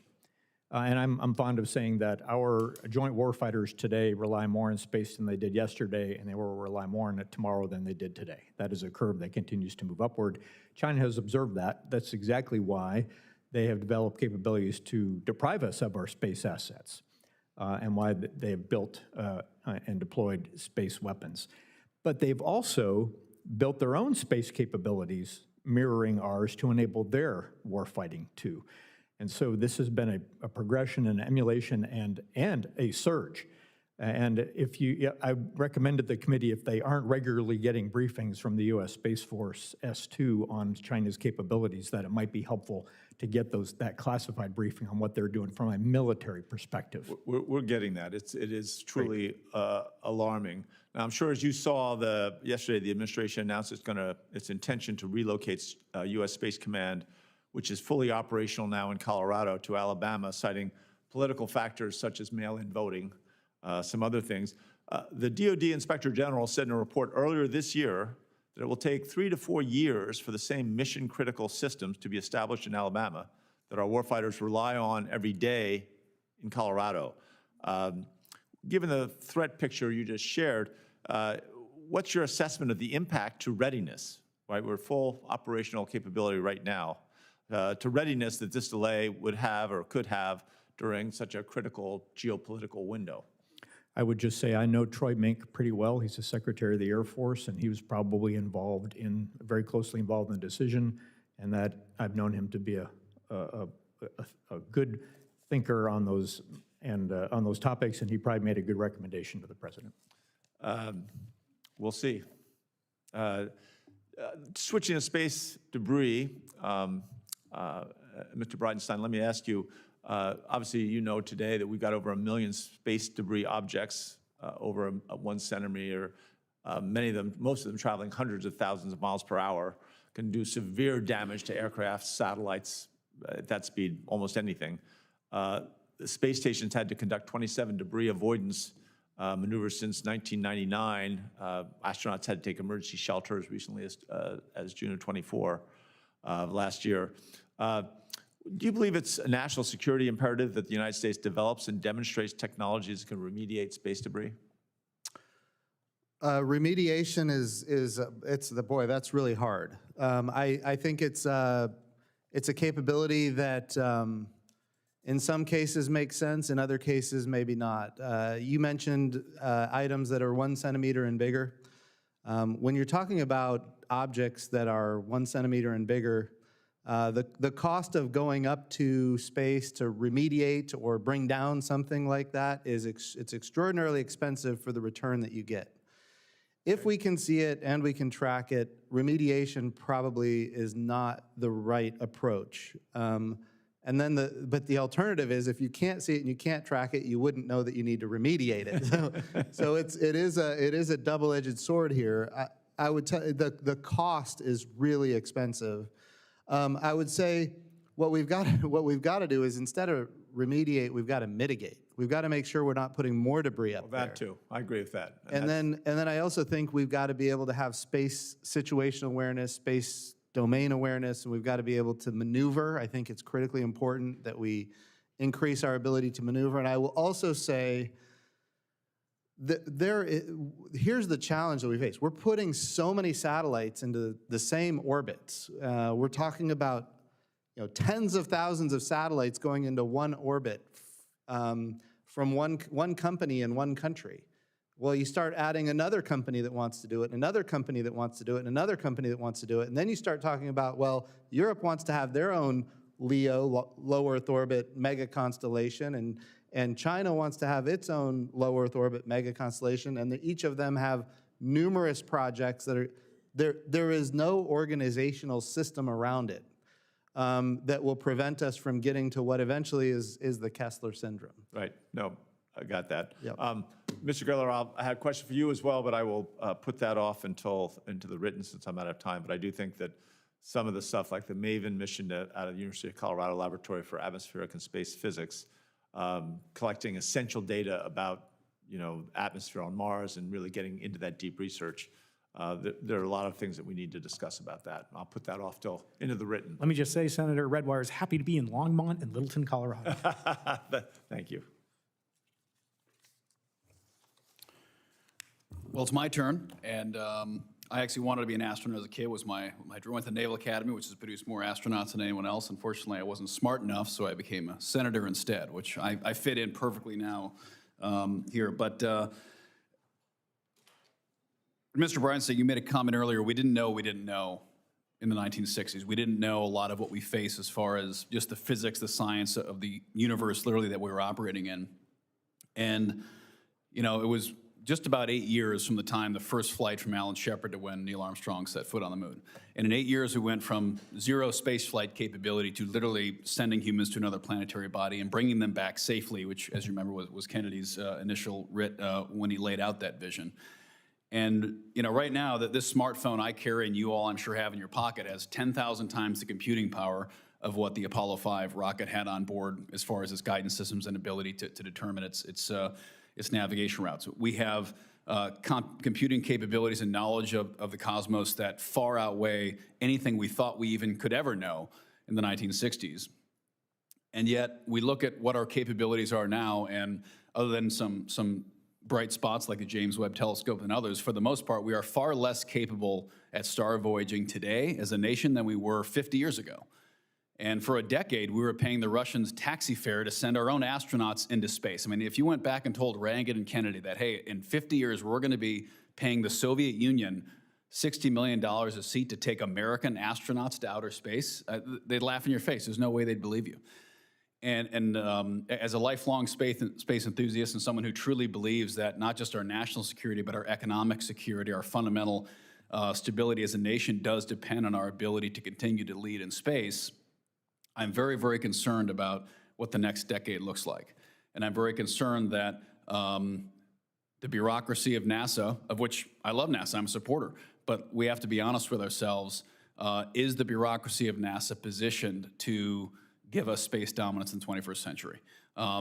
Just like we're seeing in the DoD right now. Our legacy industrial age acquisition infrastructure is failing to keep pace with China. They build ships 200 times faster than we do. The Chinese are putting more satellites into space every day than we are, every month.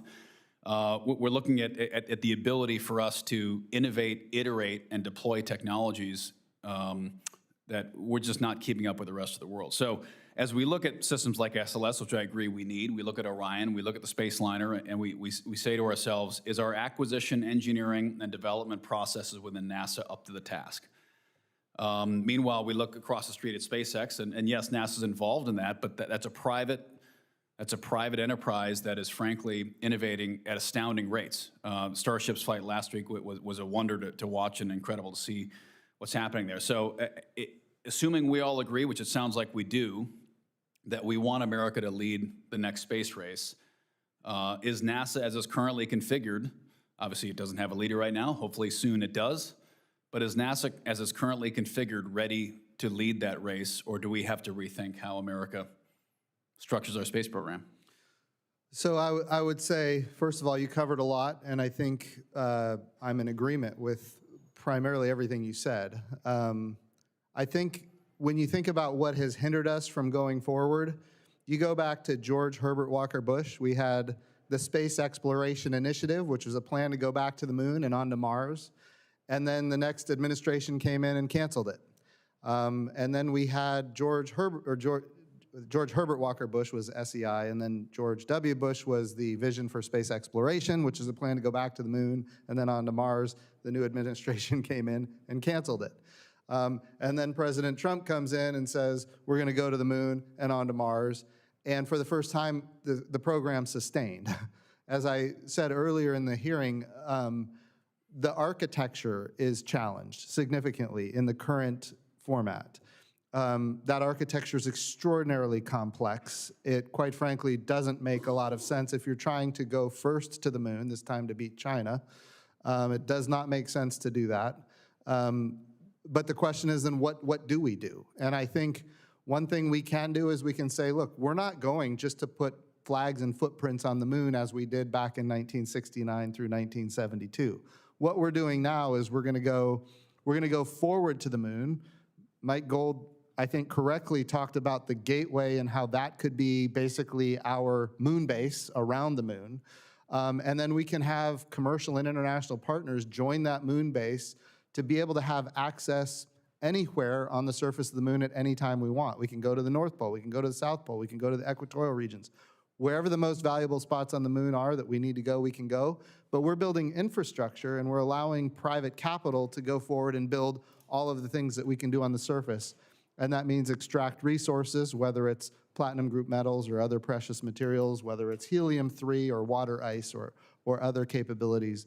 I think that is transformational, and it also includes a lot more private companies. It includes a lot more international partners, and it's an open architecture system where we can actually have a sustainable path that goes forward regardless of administration. So getting cast to and fro from one administration to the next has been very damaging over time. And that's the challenge with NASA. What we do is multi-decadal in nature, and sometimes it's multi-generational, and you can't just have it go back and forth all the time. Well, I'd be curious, especially your opinion generally, the history of our space program, that there was periods of time where there was great tension between the Air Force and NASA as a push and pull between, is it a military primacy or is it civilian? And of course, we've always maintained that space should not be militarized, but that's a belief we hold. Other nations don't necessarily hold that outlook. How do you see the Space Force now weaving with NASA going forward to energize our ability to have a significant defense presence in space? Well, I'd point out our adversaries have already militarized space and developed space weapons. I'd also point out that sometimes is a logical progression in any domain where there's competing resources, competing economic growth, and general competition. So I've always said, when I was in the Space Force, I'll say it today, our mission is predominantly to deter such a space conflict from ever happening. And if we do that job properly, maybe we would deter a broader terrestrial conflict too, by just making an adversary think they can't achieve an objective. As for the future, as I said in my opening statement, I don't think we've ever could envision that we would do exploration, economic growth without some sort of security measures around that for confidence, to ensure that we have transparency so that people want to invest. They're incentivized to do so in an environment that shows promise and shows security, as opposed to a Wild West scenario that might be dissuasive. Well, I'm over my time, but one other topic I'd love to I'll throw it in the record, but hardening our space infrastructure.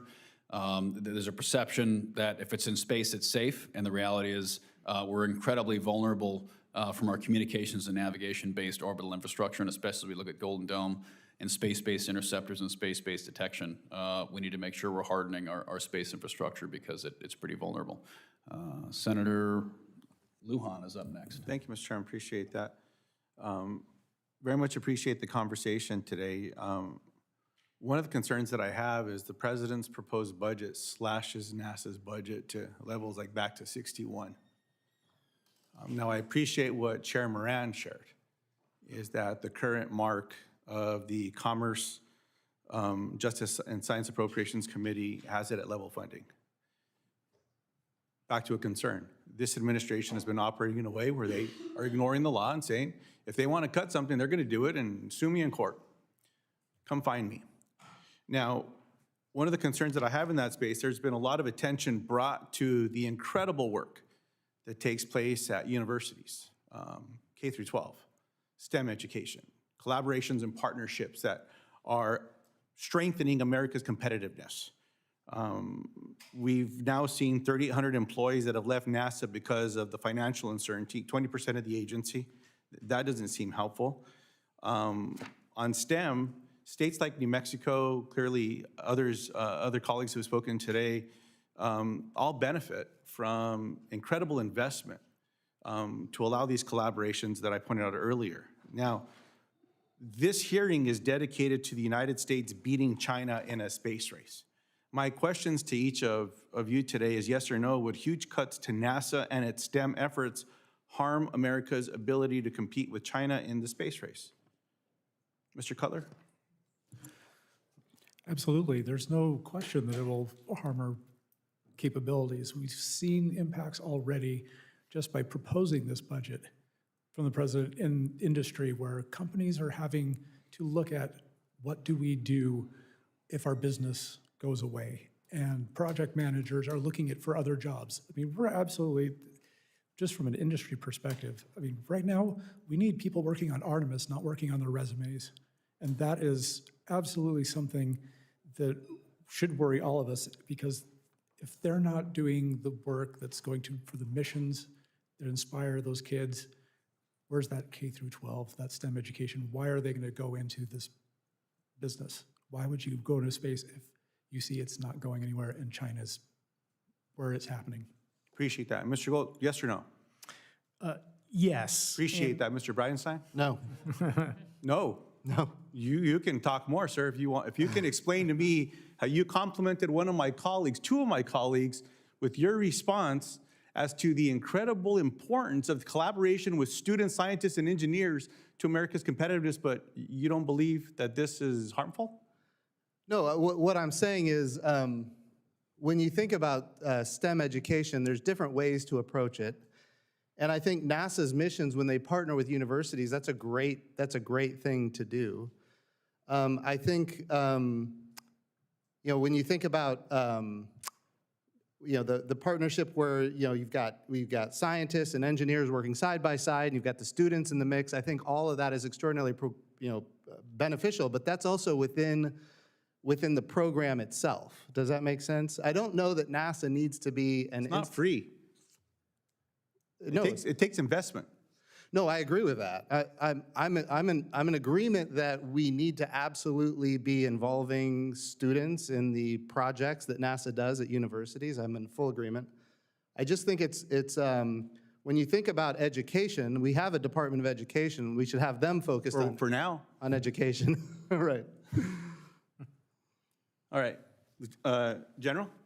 My answer is yes, and I would hope that the current cuts we're seeing are temporary, as I think one of the other members mentioned earlier this morning, and are helping us refocus on what we really need to be concentrating on in order to beat China. I appreciate Lieutenant General. I would agree. There seems to be strong bipartisan support in all of these efforts. I appreciate that response. Representative, during your tenure as NASA administrator, you created the Suborbital Crew or Subsea program to leverage commercial sub-vehicle for science and technology development. When fully implemented, what benefits will Subsea provide to NASA and to the broader space economy? Oh, I think that's a great question. So there's a lot of, when you talk about suborbital space flight in general, you're really talking about microgravity. So there's ways to get microgravity. We can go up a tower and we can drop an object, and you can get maybe a second or two of microgravity. Then we can put things on an airplane and put it on a parabolic trajectory, and you might be able to get 30 seconds to a minute of microgravity. Then we can go to suborbital space, and that's where I think we can have even more benefit, because you can get 4, maybe even 5 minutes or more of microgravity. And all of that enables us to do research and development on technologies and capabilities. And then if all that works, then you send it to the International Space Station, or you send it to commercial space stations. You put all that together. And just a sidebar of that, if that program was cut, how would the United States be ceding ground to China? Well, I think it's important to recognize that without that program, there will be a lot of development capabilities that just get canceled. And it becomes, quite frankly, more expensive, not less expensive, because now you got to go to orbit to test things, and that's super expensive. I appreciate it. Mr. Chairman, I have other questions. I'll submit them into the record because of time. Thank you all for your responses today. Appreciate that. Yield back. Well, thank you. So just, you had made Senator Cruz Captain Kirk. I'll be Captain Obvious. The need to fund NASA in the One Big Beautiful Bill was something that was very important. Would any of you disagree that without that $10 billion of funding, that it would be absolutely devastating to what we just talked about all morning? All in agreement? In agreement. And again, just want to point out, there wasn't a single Democrat that voted for that bill. I think that I just want to make sure that's crystal clear on the record. So as important as we all said that is, as important as we say this is bipartisan, yet when the bill got presented, it was 100% of the Democrats voted against that bill. Let me just also say that when we talk about sequencing, how do we get to the moon? How do we get there before China does? I'm still the optimist. I think we can get there before China gets there. And there's sequencing that has to happen. Something has to happen before something else. And if we're going to have moon exploration, Mr. Cutler, you're going to be in Ohio next week. I'm sorry, I will miss you there. I'm sure you're going there because you're going to celebrate the massive victory of Ohio State versus Texas. But while you're celebrating that victory, talk about the importance of nuclear fission and the importance of really developing that program. Well, first of all, I'm sure they're still celebrating. They've got a week, so that's great. I think, you're talking about nuclear fission.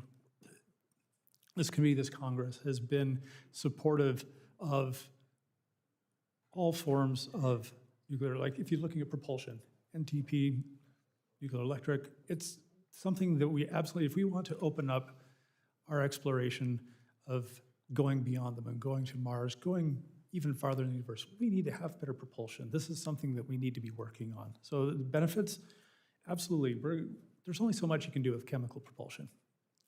And if we want to really sit there and send ourselves out into the universe, we need to do something different. Now that's, nuclear fission, you've got that surface power. You need that too for the moon.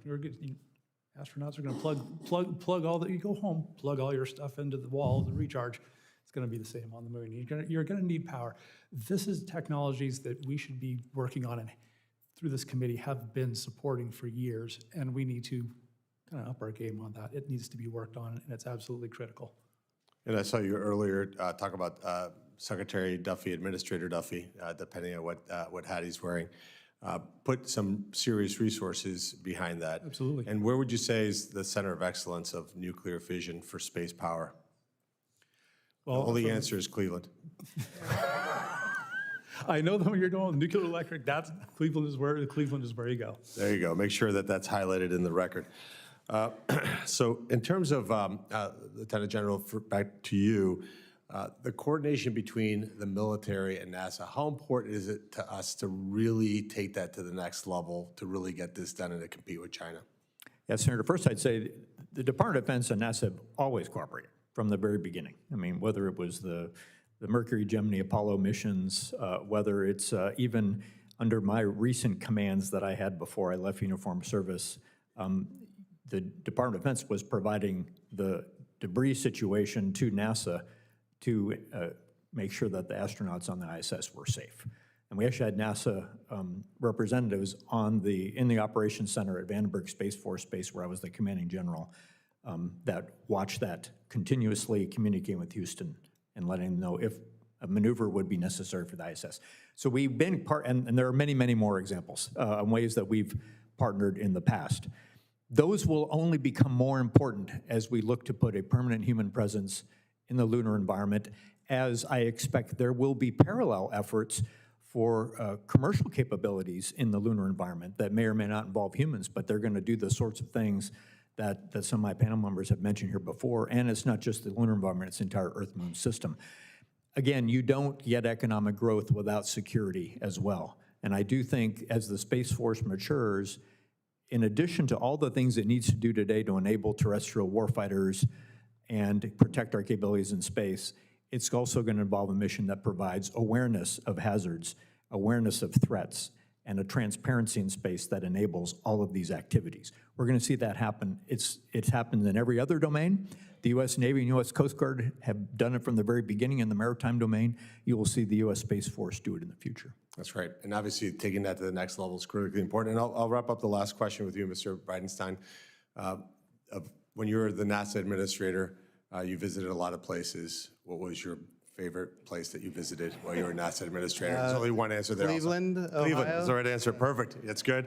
And if you could end with us, how important is it for us to unleash the private sector? Because we talked about a lot about competing with China. Yeah. And certainly China is a model.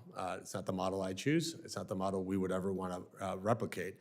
And I think the advantage we have is that we have this strong, thriving private sector. How do we really integrate that to accomplish the mission that we all want? I think that's a great point and a great question. I think we've got to, as an agency, NASA needs to build infrastructure that the private sector can see how they plug in and benefit from it.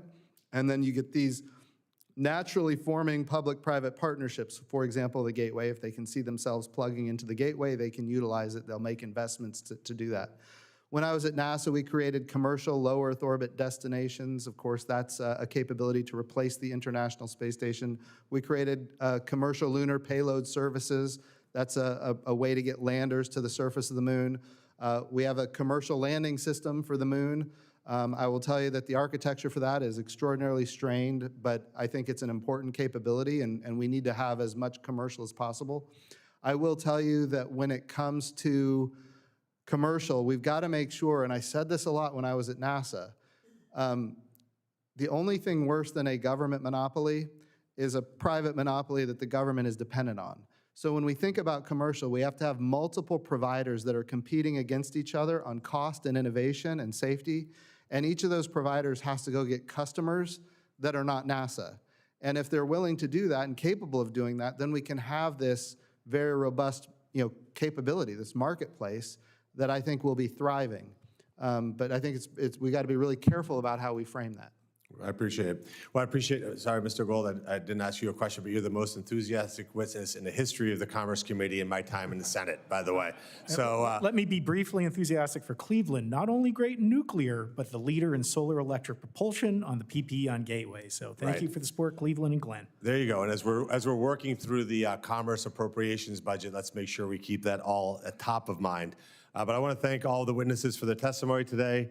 Senators will have until the close of business on September 10th to submit even more questions for the record, if that's possible. Because in the Senate, not everybody's made a point. Points have been made, but not by everybody is the mantra around here. So we'll see if you get more of the same questions. But the witnesses will have until the close of business September 24th to respond to those questions.